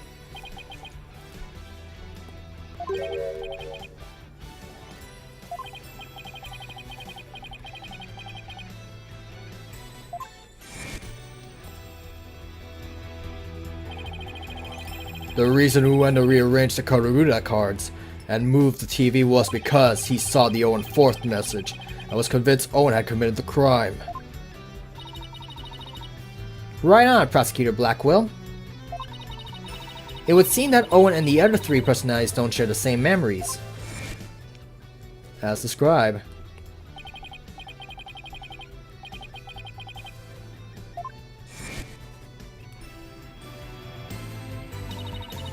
Uendo feared that Owen had killed Master Tornado, so he tried to hide Owen from us.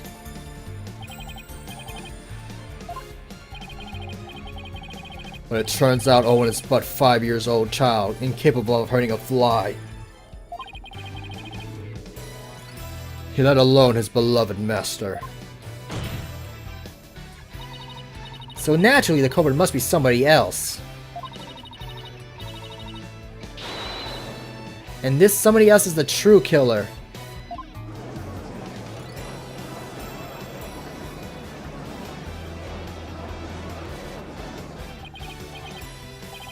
I see, that does make sense. Objection.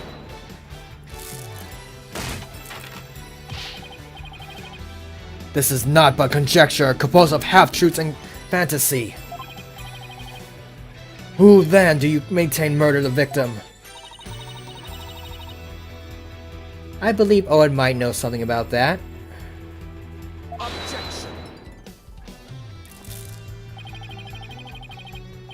I refuse to allow such impromptu testimony from a 5-year-old no less.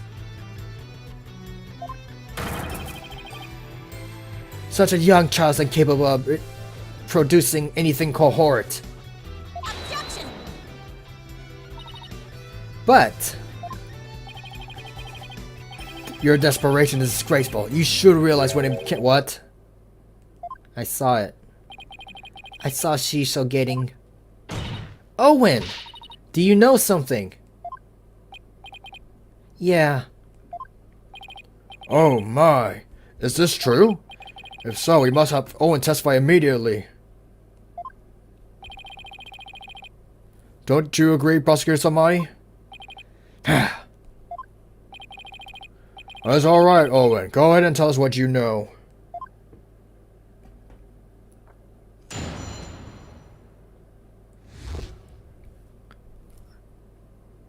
Ressa. Shisho was standing with a knife in his hand. Blood was dripping out of Shisho's face, getting all red. I couldn't move at all. I was so scared I passed out.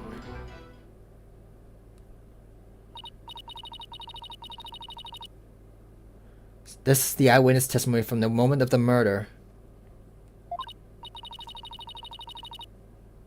Owen, can you tell us anything about what he saw? I was so scared.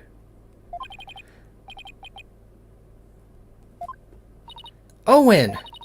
His emotions are spiraling out of control. Something must have really frightened him. Is he alright? His emotions are running wild because he's trying to recall something frightening to him.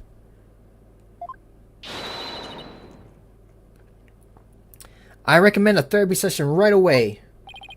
I see, yes. Please, do whatever you can to help the poor boy. Will do, Your Honor. I better find the cause of these out-of-control emotions.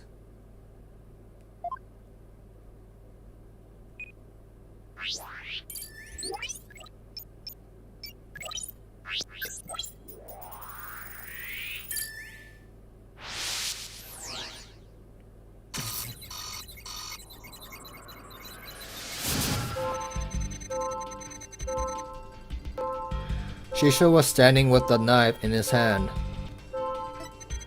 Blood was dripping onto Shisho's face, getting it all red. I couldn't move at all. I was so scared I passed out. Poor kid. He absolutely terrified of something. Whatever it is, it might be the root cause of his out-of-control emotions. I better take another careful look at the images. He was standing a knife with his hand. Blood was dripping Shisho's face, getting all red. Couldn't move at all.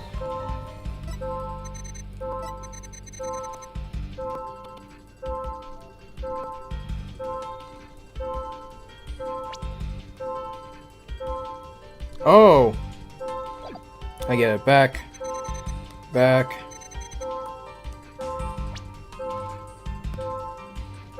This.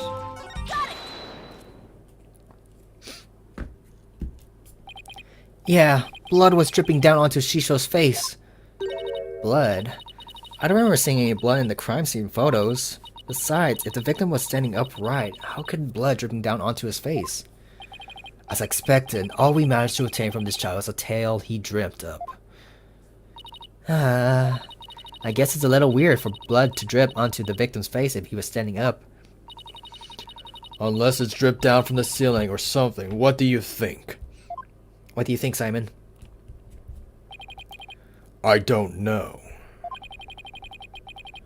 Owen's one confused and upset kid right now, so who knows how accurate his memory is. Maybe it's time for that thing instead. Huh? What thing? That thing you and your courts do. What do you call it? Rotate your thinking about? Oh, you mean turn your thinking around. Yes, whatever. It's the same thing either way. No, it isn't. Who ever heard of rotating your thinking? I mean, rotate is, hey, wait a minute. What? You know what, Simon? In this case, I think rotate just might be the work perfectly after all. Come again? All I have to do is rotate things by 90 degrees. When he saw his master, Owen must have been Lying on the floor.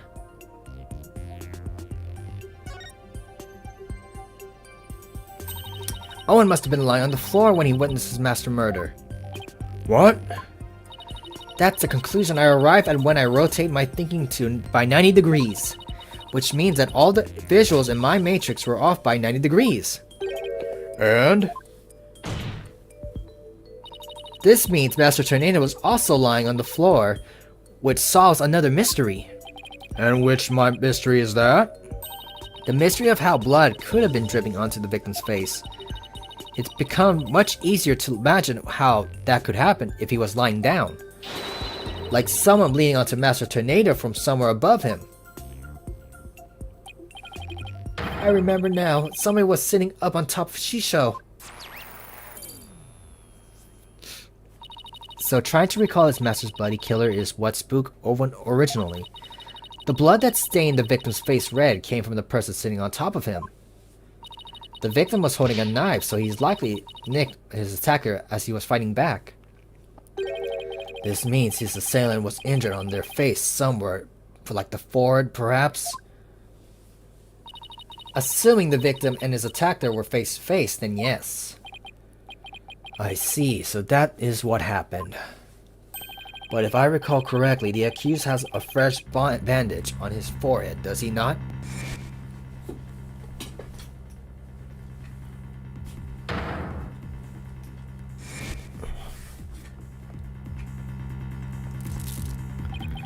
That injury of Mr. Wetz. That's conclusive evidence that he committed this murder. Why?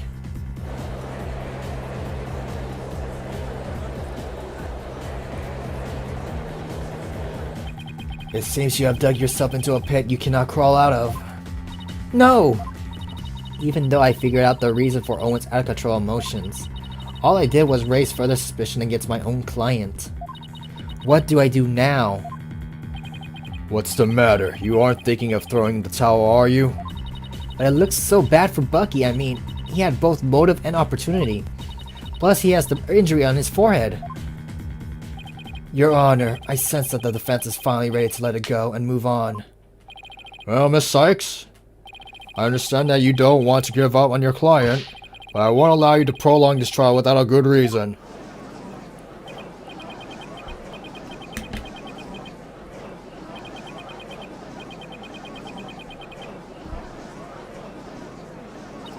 If I really don't want to back down, but...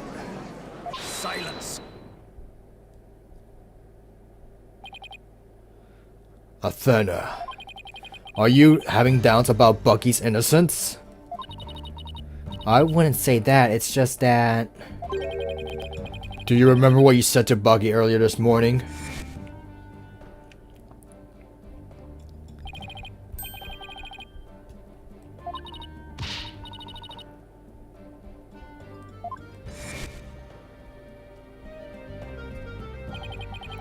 Were those just empty words? Of course not. It's just that all the cards are stacked against us. Are you still stuck on that line of thinking? Whoa. Motive, opportunity, and an injury to this forehead. And is that all it takes for you to stop believing in your client? Tell me again, who are you to Bucky? I'm his Miss Chickadee lawyer. Then do your duty and believe him until the very end. I will. Simon's absolutely right. I'm Bucky's lawyer, and he's depending on me. Defense team, please, no fighting in my courtroom. The defense is ready to resume, Your Honor. Prosecutor Blackwell was just giving me a pep talk, that's all. Thank you, Prosecutor. I didn't do it for your sake. I did it for the future of Wit Soba. Yeah, I got it. The defense would like to continue with Owen's therapy session. Owen, would you be alright with that? Okay. So somebody was sitting on top of Shisho bleeding from their head. It's smooshing something into Shisho's face. That's funny. What is it? I still hear discord in Owen's voice, but I don't sense any inconsistencies between his statements and his emotions. And there don't seem to be any contradiction in his testimony itself either. Ah, so that's it, huh? Did you figure something out? Your ability to sense emotions is making you focus too much on his feelings, Athena. But there's actually something he's being very vague about in his testimony. If you clarify what his feelings uncertain about with some evidence, you should be able to move forward from there. Okay, that makes sense. I'll give it a try. I'll just update the moon matrix with the new information and then we'll be ready to go.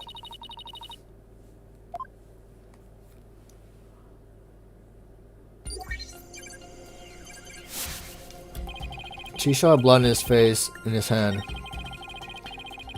He was on the floor and somebody was mushing into his face. I couldn't move at all. I was scared. I passed out. So now, let's see what Owen is feeling uncertain about. It should be manifest as something Owen isn't being specific about.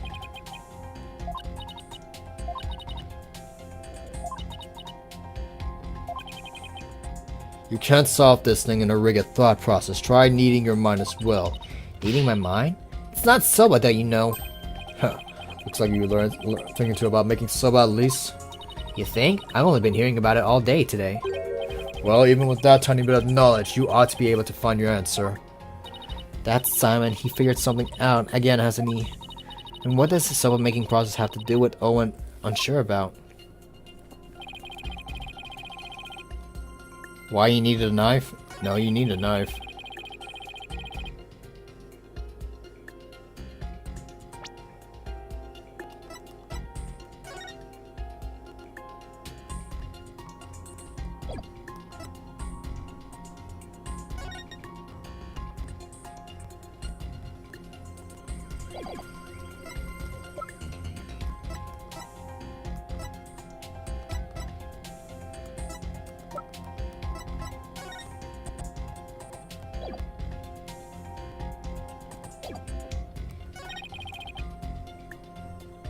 Was he already dead at the crime scene? Oh. Objection!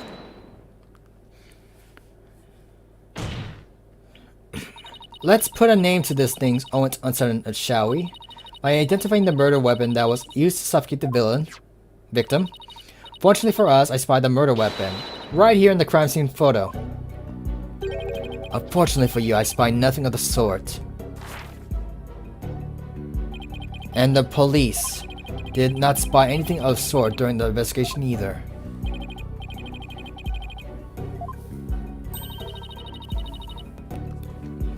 You don't see it because it no longer looks the way it did when it was used as a weapon. This is what the killer used when pressed into the master's face. You better be exactly on that. Take that! What? What exactly are we pressing on? I thought it was the bowl.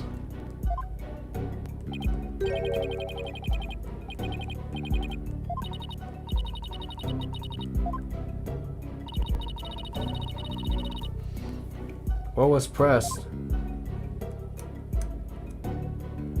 Take that! The mystery person that Owen saw pressed open into the victim's face, thereby suffocating him. I grow weary of your tasteless jokes. How could anyone commit murder with such delicate soba? The noodles would instantly fall apart if they were pressed into someone's face. Yes, I agree. Well, I disagree. There's a way the soba could have been used to suffocate the victim. What? You will explain your theory at once, Miss Sykes. To kill the Master Tornado, the culprit must have smothered him with uncook.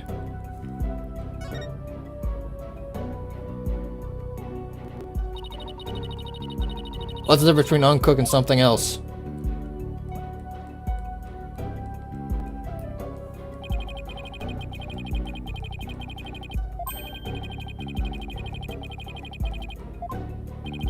Oh, great. We'll be back again.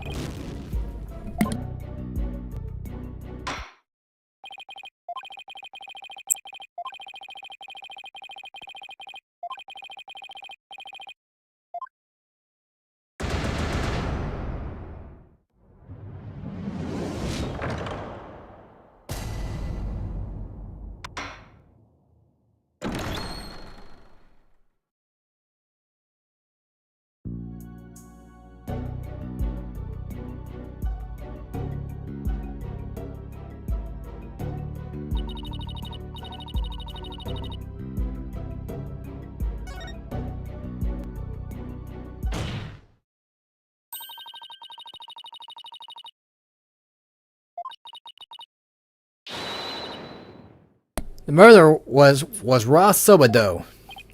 What?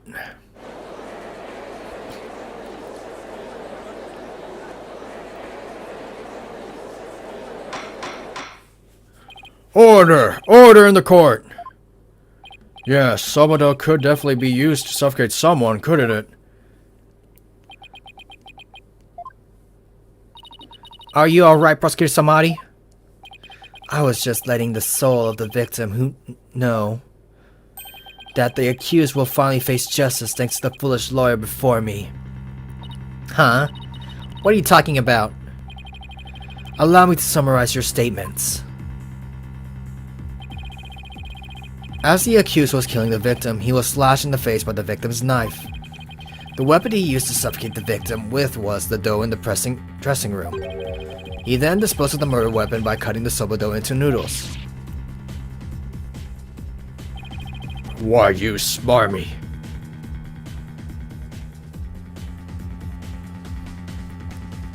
Afterward, the accused put the victim's face into the bowl of soba noodles and broth to wash off the blood that had dripped onto the victim's face from his own. And there you have it, the true secrets of events behind this foul affair. Now wait just a minute. I never once said that Mr. Wet was the culprit. Who but the accused knows how to cut dough into noodles, defense? That's a very good point, prosecutor. I heard that cutting soba dough into uniform noodles requires considerable training. But then, what about the dying message? How do you explain that? The defendant wouldn't have known about Uendo's Owen personality. Perhaps the victim was simply playing with the cards and then had no other meaning. Perhaps he spelled out Owen's name in jest sometime before his murder. That's true. From Owen's testimony, it cleared that Master Tornado cared for the boy. It appears we've arrived at a compelling conclusion. Owen, is there anything else you can tell us? It doesn't matter how small the detail, anything will do. You're scaring me. Oh, I'm sorry, Owen. Auntie Athena doesn't mean to raise her voice. I have to be gentler to him. I can't forget he's only 5 years old. No to be scared, okay, sweetie? Just tell us anything you can remember. Well, when I woke up, the person who killed Shisho was standing over me, bleeding from their head. Owen, you saw the killer's face? Oops, I did it again. So, who was it, Owen? Do you remember? Oh, I don't know who it was. I'm picking up some noise. That means there's something to uncover in Owen's testimony. I don't know what Owen saw, but suffice it to say we are analyzing the dreams of a child.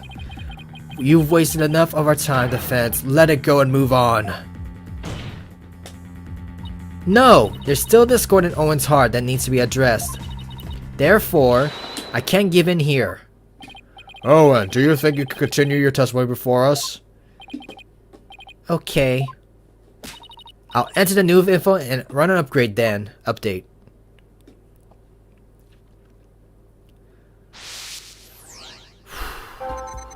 Shisho had blood on his face and his knife in his hand. He was on the floor and somebody was smushing dough on his face. I couldn't move at all. I was so scared. I passed out. And when I woke up, the person who killed Shisho was standing over me.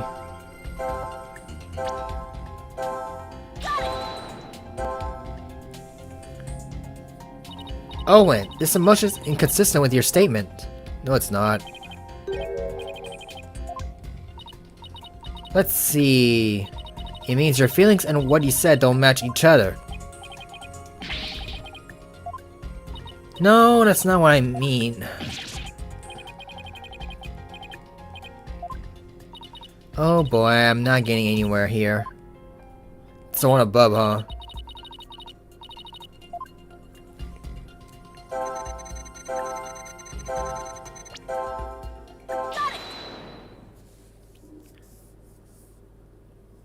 Despite witnessing the culprit's terrible crime firsthand, Owen experienced a positive feeling, one of relief. The person the witness saw was no stranger, rather it was the accused.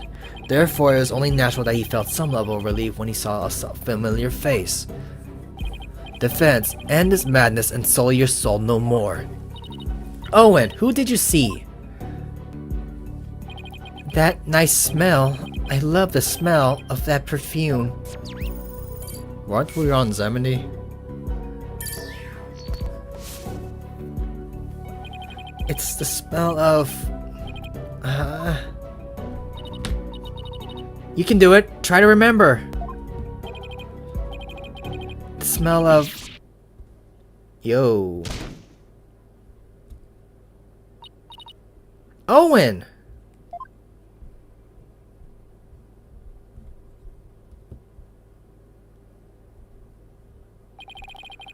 It seems Owen's now resting in the infirmary. They certainly have their hands full today down there. Let's continue with the trial. Despite Owen's testimony, it is the opinion of this humble servant of the Holy Mother that the child's words were insufficient to clear the accused of suspicion. But what about the scent of perfume Owen mentioned? I believe it's a clue that will lead us to the true culprit. But there are thousands of perfumes in the world. It could even be the scent of their hair product that the accused used. He does have one amazing hairstyle, so that's certainly impossible.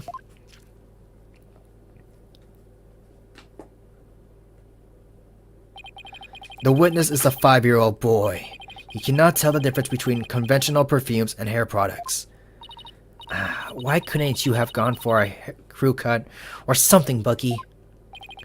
What's more, the only person who can cut soba noodles with such precision is the accused and no other.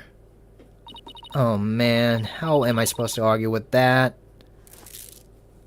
And so the person Owen sought to see in the cry could only be the accused, Bucky Wet. Hold it.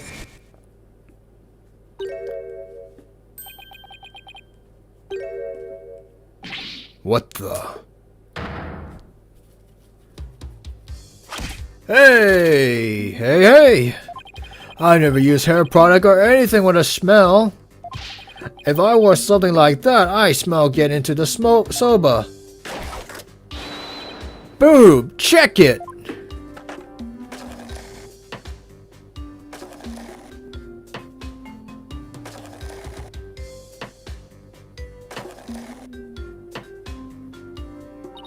Mr. Wet? Aren't you supposed to be resting in the infirmary? Whatever! You think I let my soba stink of perfume? Try that chilled soba for yourself and see. I believe we have no choice but to try it. Strictly for examination purpose, of course. Now then, let's dig in, shall we?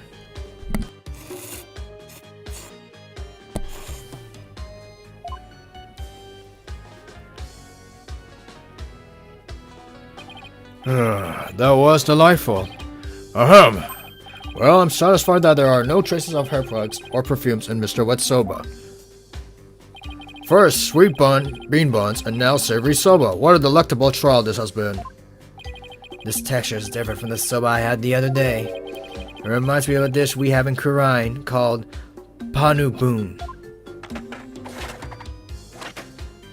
What you think, Miss Chickadee? My soba dish pretty good, isn't it?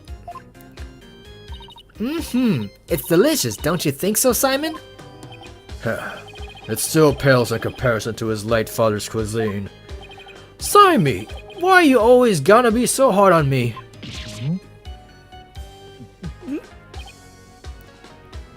Bailiff, take the defendant back to the infirmary at once for some rest. Rest? Hey, I ain't a lump of plain old weedy udon dough, you know? I'm fresh like my soba. You don't let soba dough rest. It's about the 3 fresh to soba. Grind the seeds fresh, cut the dough fresh, and bale the noodles fresh.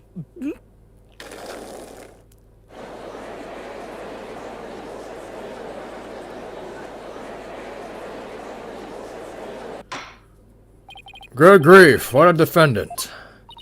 At least Bucky wasn't the source of the perfume smell. Wait, smelly perfume? It looks like you remember something. The phrase smelly perfume reminded me of a certain somebody. Oh, and who might that be? There's only one person that comes to my mind. The phrase smelly perfumes remind me of this person. Take that! Geru Tornado? Yeah, she did smell very nice, didn't she? Just a moment, Defense. You would throw a suspicion on Geru now because of a scent? Your Honor, there is no need to go along with these ever-changing claims of defense.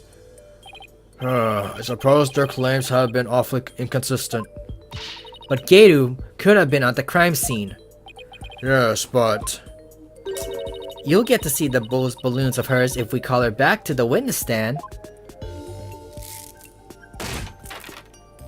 How vulgar! His Honor is not interested in such things. Ahem, setting the matter of her balloons aside entirely, I do believe it's appropriate to ask Geru some questions, given the circumstances. This has nothing to do with her balloons, of course. Thank you, Your Honor. Pakuka!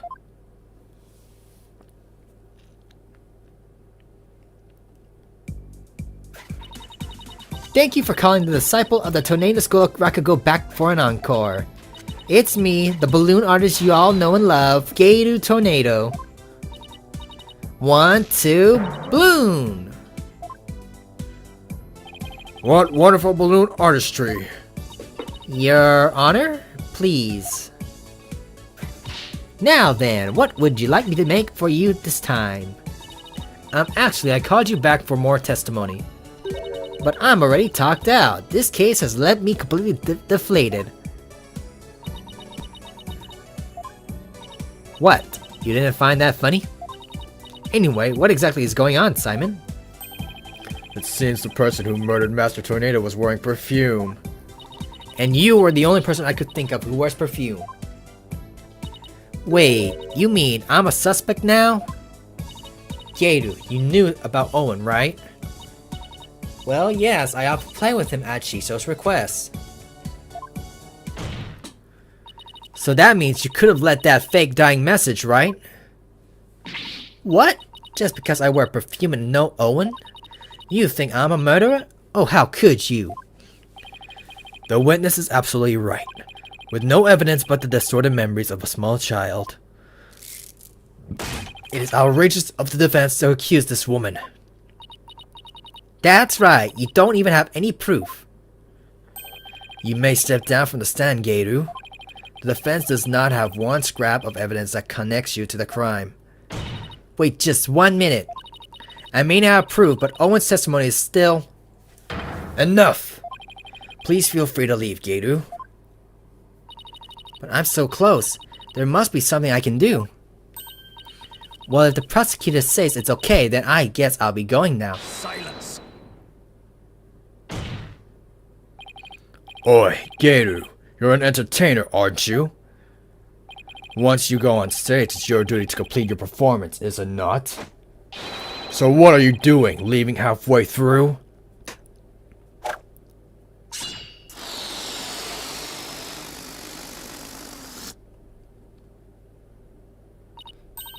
There's a bandage on Geru's forehead! And since we know that Master Tornado's killer has a cut on their face somewhere... Impossible! How did you know, Simon? I didn't, but I had to take a chance and see for myself. Otherwise, your theory would remain a groundless accusation. Your Honor, Prosecutor Samadi, the scent, perfume, and injury on the forehead. These things are completely inconsistent with Owen's testimony. In short, the mysterious individual Owen saw in the dressing room could have been Geru. Miss Sykes, does this mean you are formally indicating that the witness for the murder of Toifu Tornado? Should your accusation prove to be false, I hope you are prepared to pay the price in full. Simon, that price is he talking about? I thought that should be obvious. Prosecutor Sadmog is saying he'll see to it you'll never stand in court of law again. I must say though, he knows how to make a trial interesting. Just whose side are you on, Simon? Go on then, into the deep end with you. You really have but one choice anyway. Well, Miss Socks, I'm waiting. With regards to the witness Gator Tornado, the defense wishes to indict her. There's no reason for me to hold back, not if I really believe in my client. The defense wishes to formally indict Gator Tornado for the murder of Typhoon Tornado. I have tried to be merciful, but now not even your pleas will reach the Holy Mother's ears. You will have plenty of time to regret your decision in the pit of hell. Except I won't need to. The person who murdered the victim was not Mr. Wet. It was Gator Tornado. That bandage is just from a silly sip-up I made from cooking yesterday, that's all. What kind of extreme cooking were you doing to cut yourself on the forehead? Well, what can I say? That's what happened. You also don't have an alibi for the period of before 4 p.m., do you, Gator? But I really didn't know anything was wrong until Shisha was found dead. If you don't believe me, then with a twisty twist. And bloom! There you have it, an adorable little kitty. How could you suspect a cutesy widow balloon artist like me, Gator, I've been meaning to say this for a while now, but could it be that you don't have an eye for balloon art? Don't you think I know that? You didn't have to come out and say it. I'm the daughter of the great Rakugo artist. I never wanted to be a stupid balloon art. I was supposed to be a Rakugo storyteller too, just like my late daddy. But Shisho told me to do balloon art instead. I guess the victim thought she had no talent as a Rakugo artist either. So you're still gonna suspect a poor little thing like me? Please stop trying to skirt the issue. It all comes down to the scent of perfume and the cut of your forehead. You and the culprit in Owen's testimony share the two traits. You're dead set on accusing me, aren't you? Well, here's what I have for nutty little girls like you, with a twisty twist. I'm a cut-ya witch. Go ahead and make me testify all you want. When the truth's revealed, I'll be your balloon or mine that goes pop, got it? Oh my, is there yet another hidden personality? Simon, is everybody in the tornado school like this? How should I know?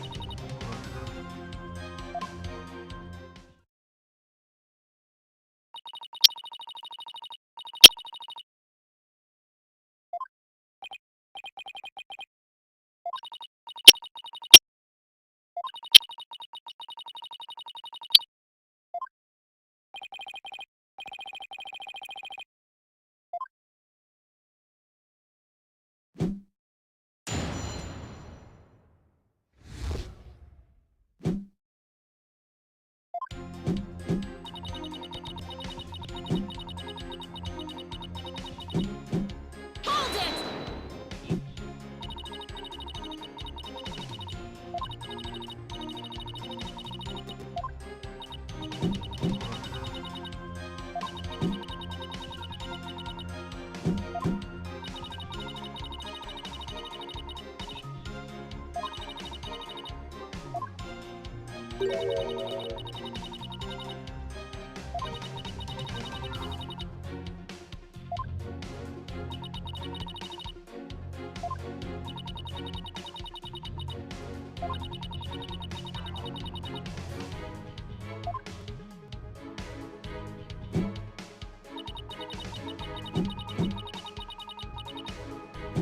Hold it!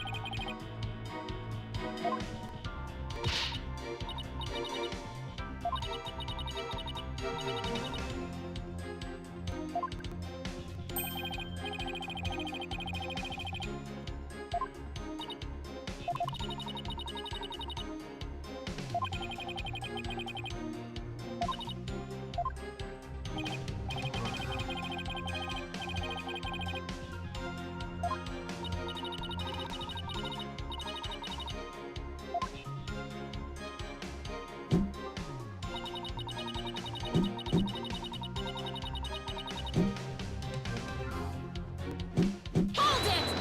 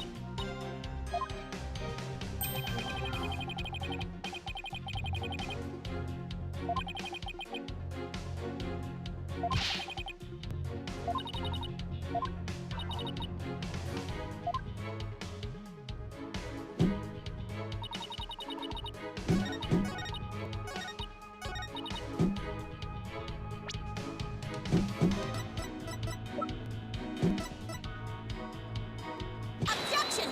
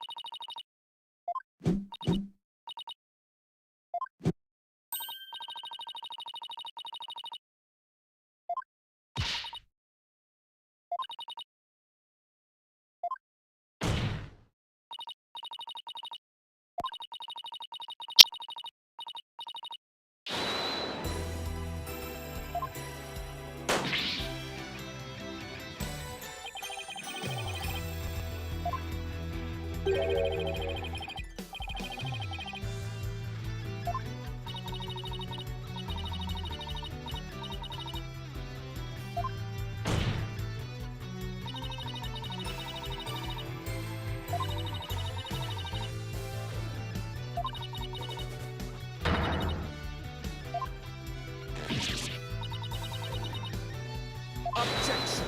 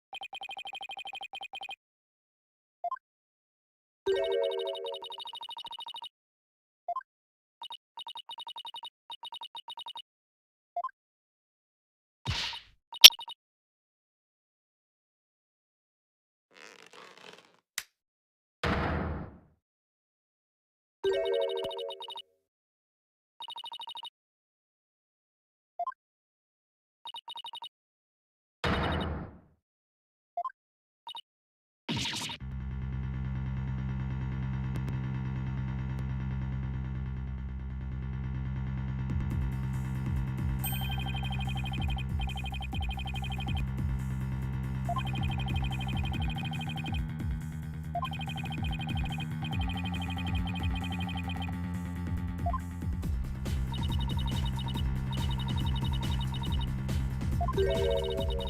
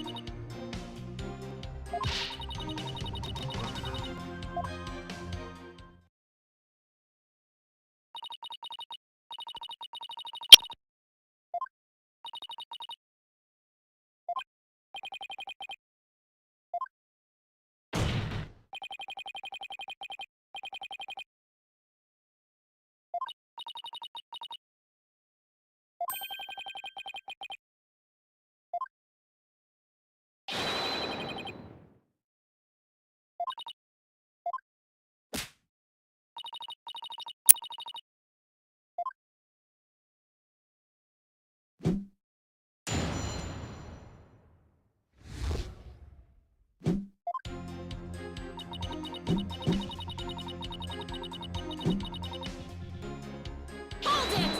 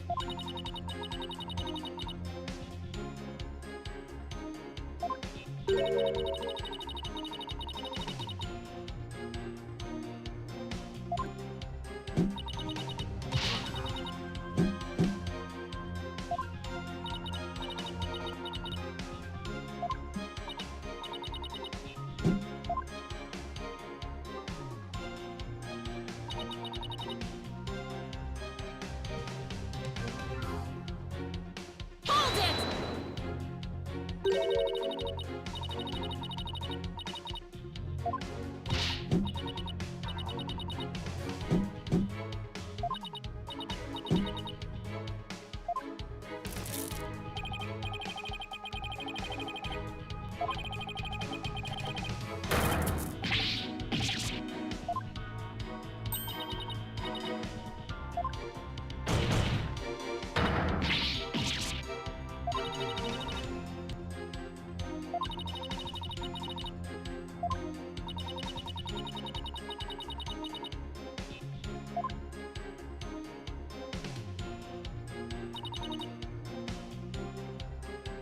Hold it!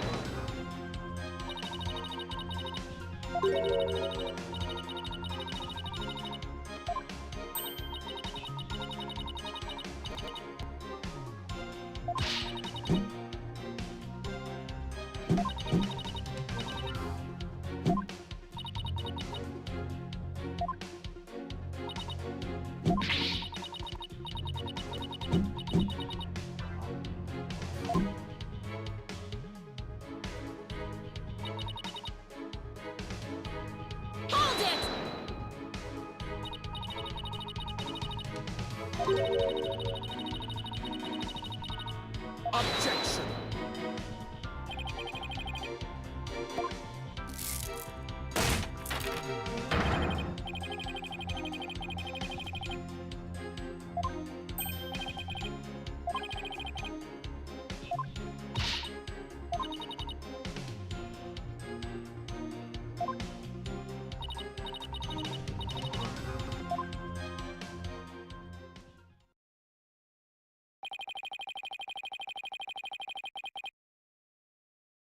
Geru could have not possibly committed this crime in the room where soba was being made.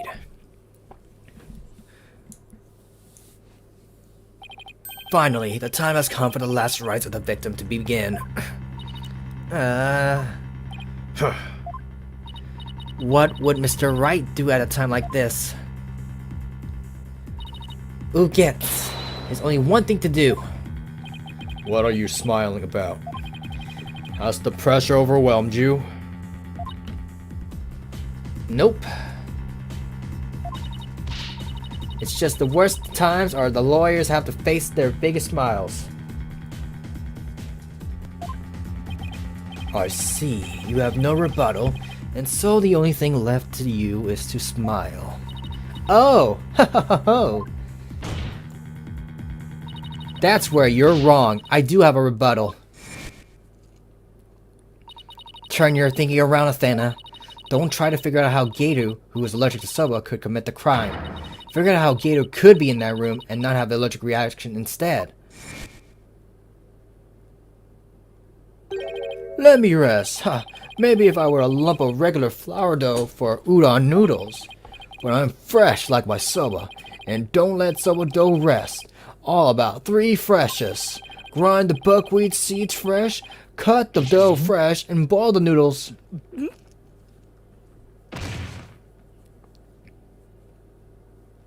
And we're talking about the type of noodles that was used.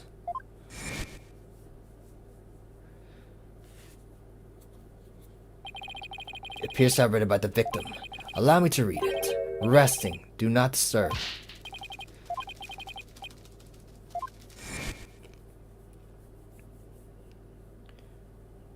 If you must know, I'm allergic to buckwheat. Isn't it just a type of noodle?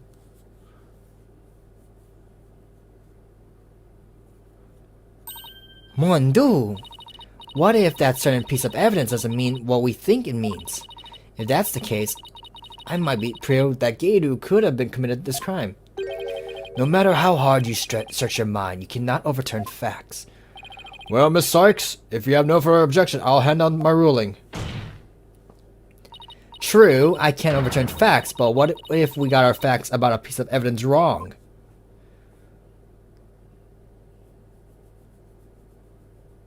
Got our facts wrong? What are you talking about now? And which piece of evidence do you mean, Miss Sykes? Please point it out to this court. This evidence proves that Geru could have killed her master, even with her soba allergy. With her soba allergy. With her soba allergy.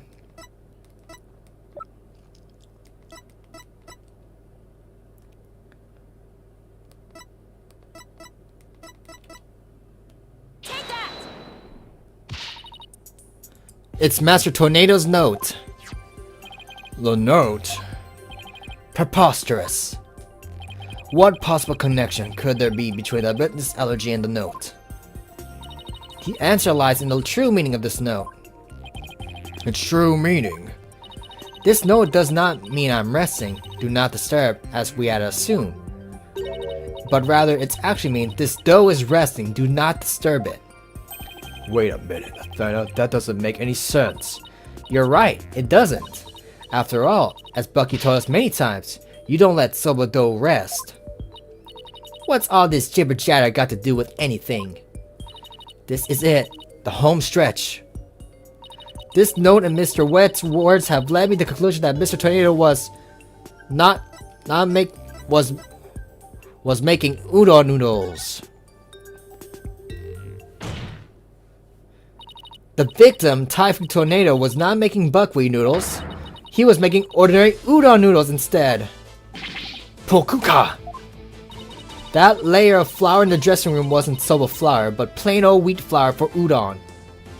So actually, it was totally possible for Geru to be in that room and kill her master.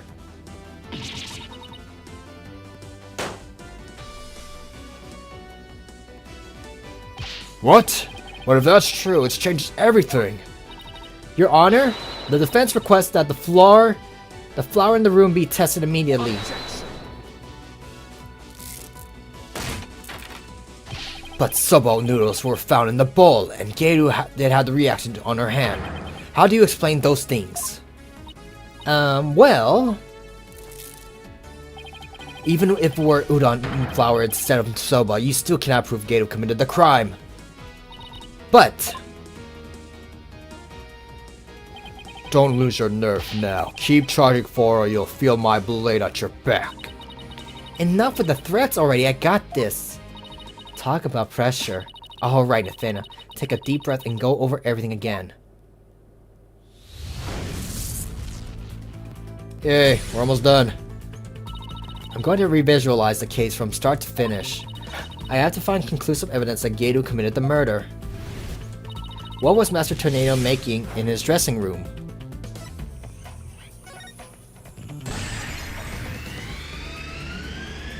Master Tornado was making udon.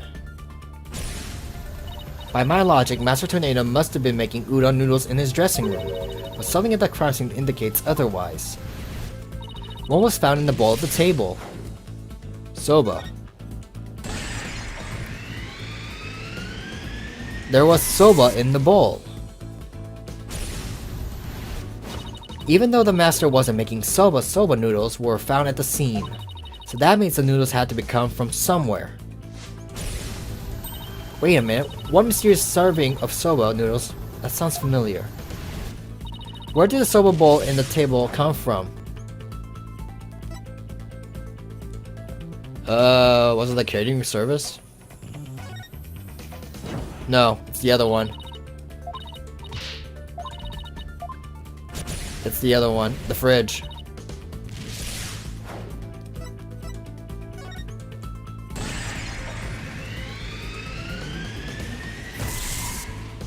The soba was from the master stock.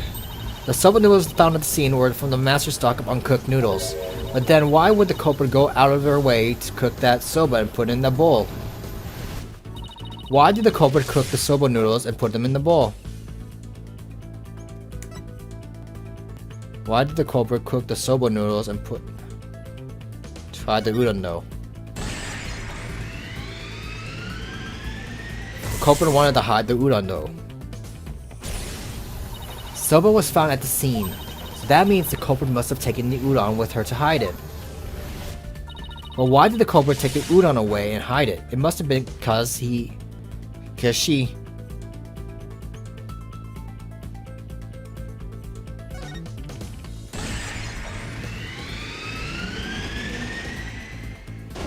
The murder weapon was udon dough. That's it.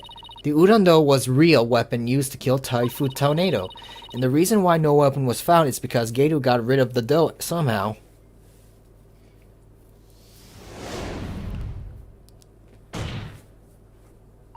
The real murder weapon was the udon dough the victim made. If we can find this dough, that will prove my theory correct. And undeniably prove Geru's guilt. Even if we could find this dough, what makes you think that it could prove she is the one?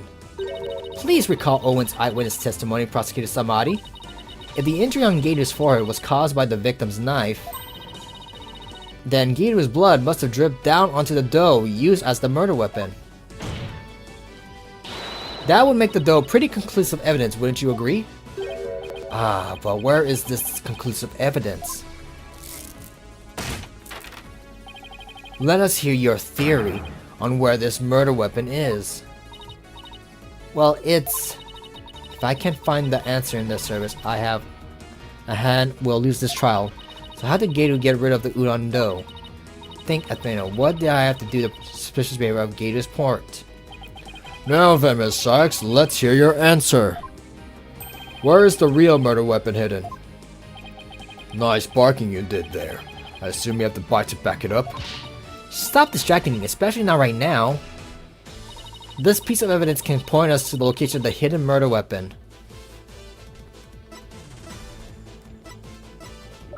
Is it back over there?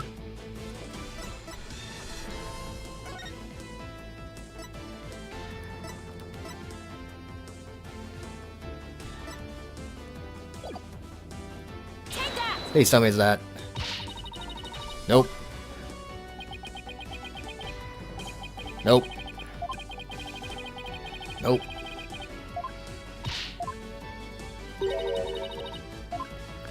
Nope. Where was it hidden is the question. Next. I don't remember.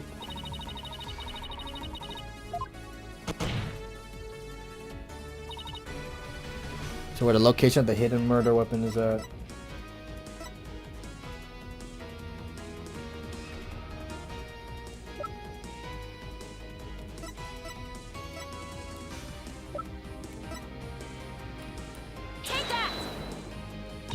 Nope. Can I fast forward this somehow, some way?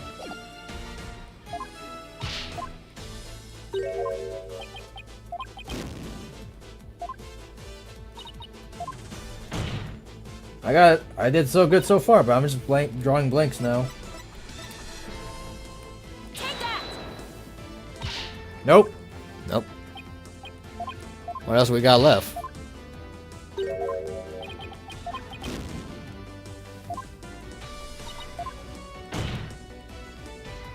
We're so far, but it's always towards the end I just draw blanks.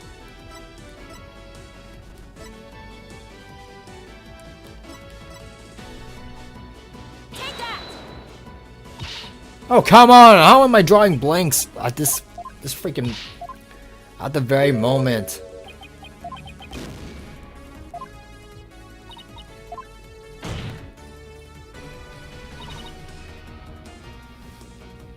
To the location.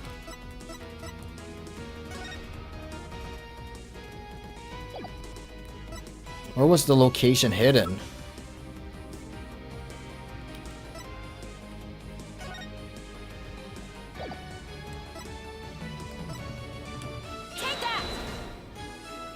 The dog.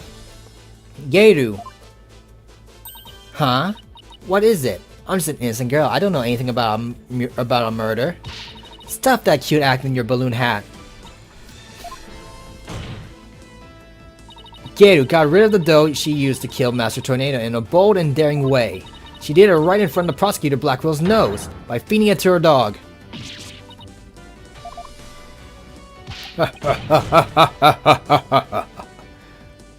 Of course, now it all makes sense. I was puzzled as to why Geiru who should know her own dog's eating habits, would feed Jugamo more than he could possibly finish. Your Honor, please order an investigation in the yard right now. And what should the police at the theater be looking for exactly? Jugamu must have buried his leftover dumplings somewhere around his doghouse. Dumplings that Geiru made out of the udon dough with her blood in it. This is preposterous. I want to thank you, Simon. If you hadn't kept me going, I might have given up along the way. Huh. What are you blathering on about? You still have work to do. Now, by your hand, finish this wretched case off, Athena. You got it.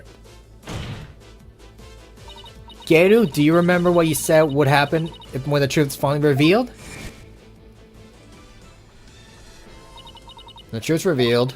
It'll be your balloon and mine that goes pop. Got it? Well, now the truth is out, it looks to me like it's your balloon that goes pop.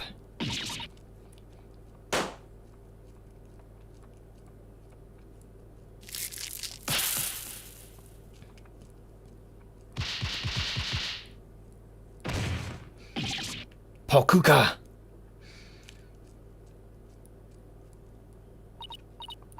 I'm a Rakugo artist. I was the one who was supposed to inherit that name.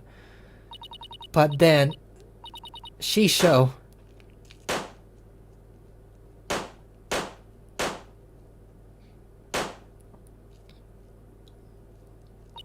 Why are my balloons busting? Are you mad at me? I've been a bad girl. I...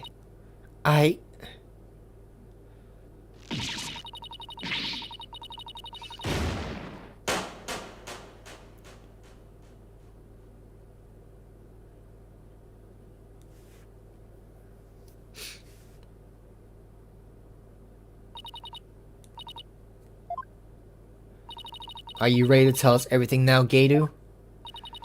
The whole reason I entered the world of Rakugo in the first place was to follow in my father's wonderful footsteps and inherit his stage name. His stage name? You don't mean... Uendo Tornado. I knew I wasn't very good at storytelling, but I thought that if I did the stupid balloon things like Shisho wanted, I heard the name someday. But Master Tornado gave the name to his junior disciple. Yeah, that's why I took my revenge on Shisho during the show celebrating the name's succession. So that was your entire motive? I doubt anybody else could understand, but inheriting my father's name was everything to me. It was my whole reason for leaving.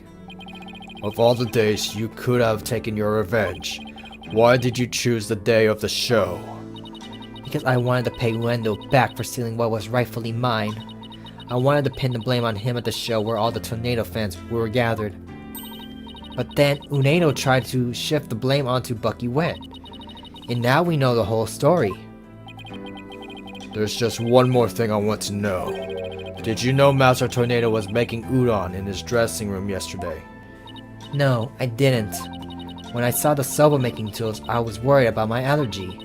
But it was my only chance to get revenge of them, two of them, so I went ahead and did it.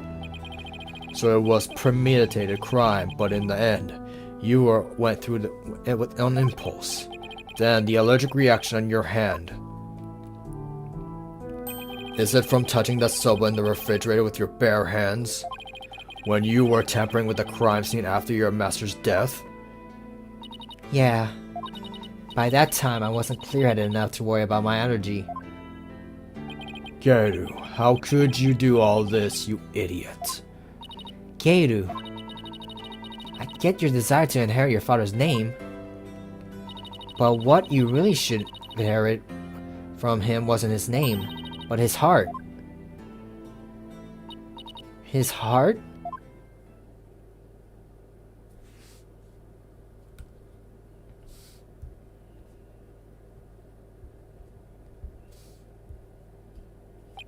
Do you have anything to add, Prosecutor Samadi? Any objections? No, Your Honor. Miss Athena Sykes. Yes? That's the first time you used my name. I shall be sure to remember your name. Really? It seems he finally recognized you as a proper adversary. Thanks. That's all I ask, Prosecutor Samadi. It looks like there are no further objections. Bailiff, please bring in the defendant.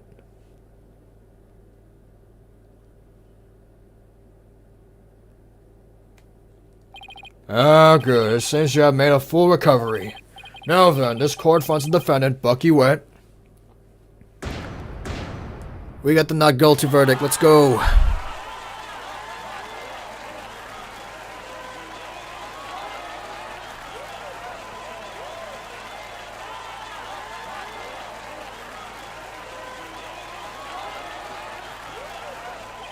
This court is adjourned.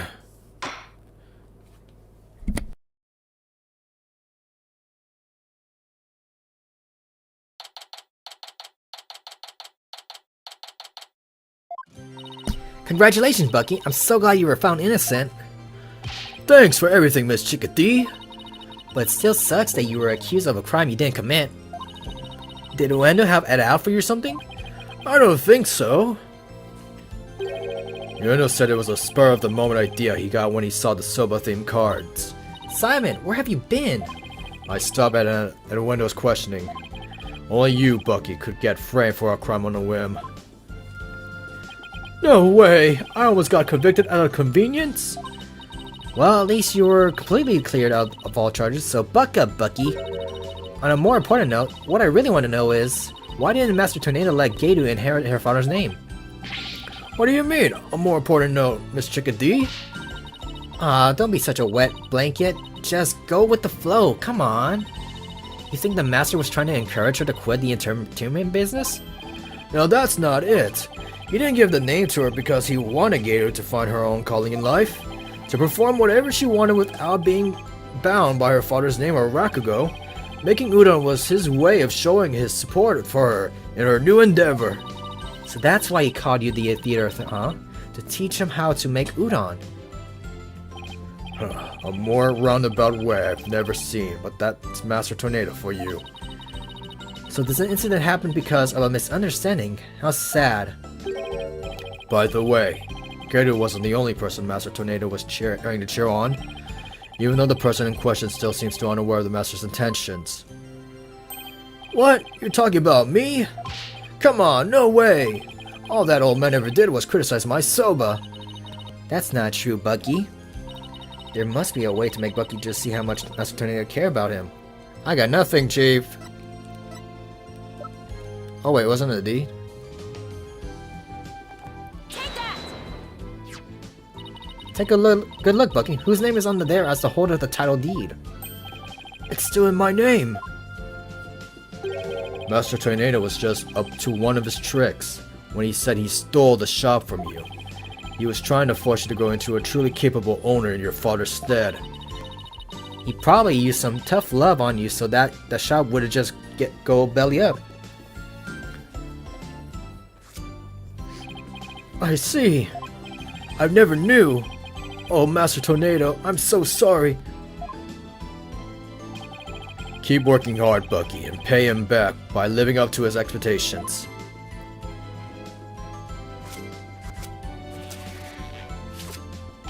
Thanks, Simon, and you too, Miss Chickadee. One day my soba's gonna be good. It'll knock that old man's socks clean off. After all, I'm the 4th generation owner of the wet soba. Wet noodle number 4. Well, I better get going back to my shop. I gotta get ready for the lunch rush. Hold on. Can I place an order for delivery, Bucky? Yes, Miss Chickadee. Could you deliver a bowl of udon to Geru on behalf of our master? You got it. I'll make sure it's got all the TLC Master Tornado would have packed in it. Thank you so much. Well, see you. Be sure to drop by the shop sometime. I will. Now, I'll bring the whole agency with me. Do us all proud, Bucky. I'll have the best soba in town waiting for you when you come. Peace out. It's nice seeing somebody giving it all, isn't it? I wonder if I'll level up any thanks to this case. Don't kid yourself. The trial would have been a spectacle and a half had I not been by your side. You don't know that. For a lawyer who's versed in psychology, you're too full of weak points. You need to learn to analyze yourself more objectively. Or you could just teach me your famous mind tricks, Simon. No. Way to shut someone down, and why not? Because the more pesky lawyers there are, the harder my job becomes. So it's my best interest for you to remain green forever. Hey, what's about what's in my best interest, huh? Besides, weren't you the one who had the wool pulled over your eyes by Uendo? Must you remind me? How could I have known Uendo would do time soba? Hey, speaking of time soba, I just thought of something funny. Oh, cutie, I can't wait. Okay, here it is. In time soba, why didn't Mon number 9 get counted? Come on, do you know, Simon? How should I know? Because 7, 8, 9. Thank you. I'll be here all week.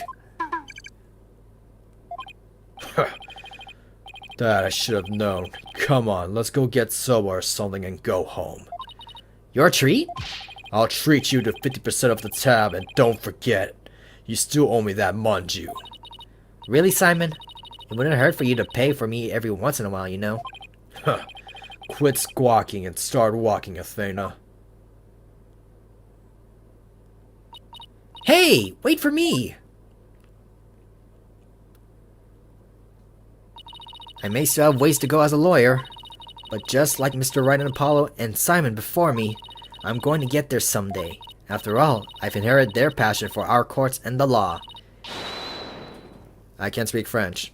I can do this! Like, comment, subscribe. ShirakoZXTV, and I'm signing out.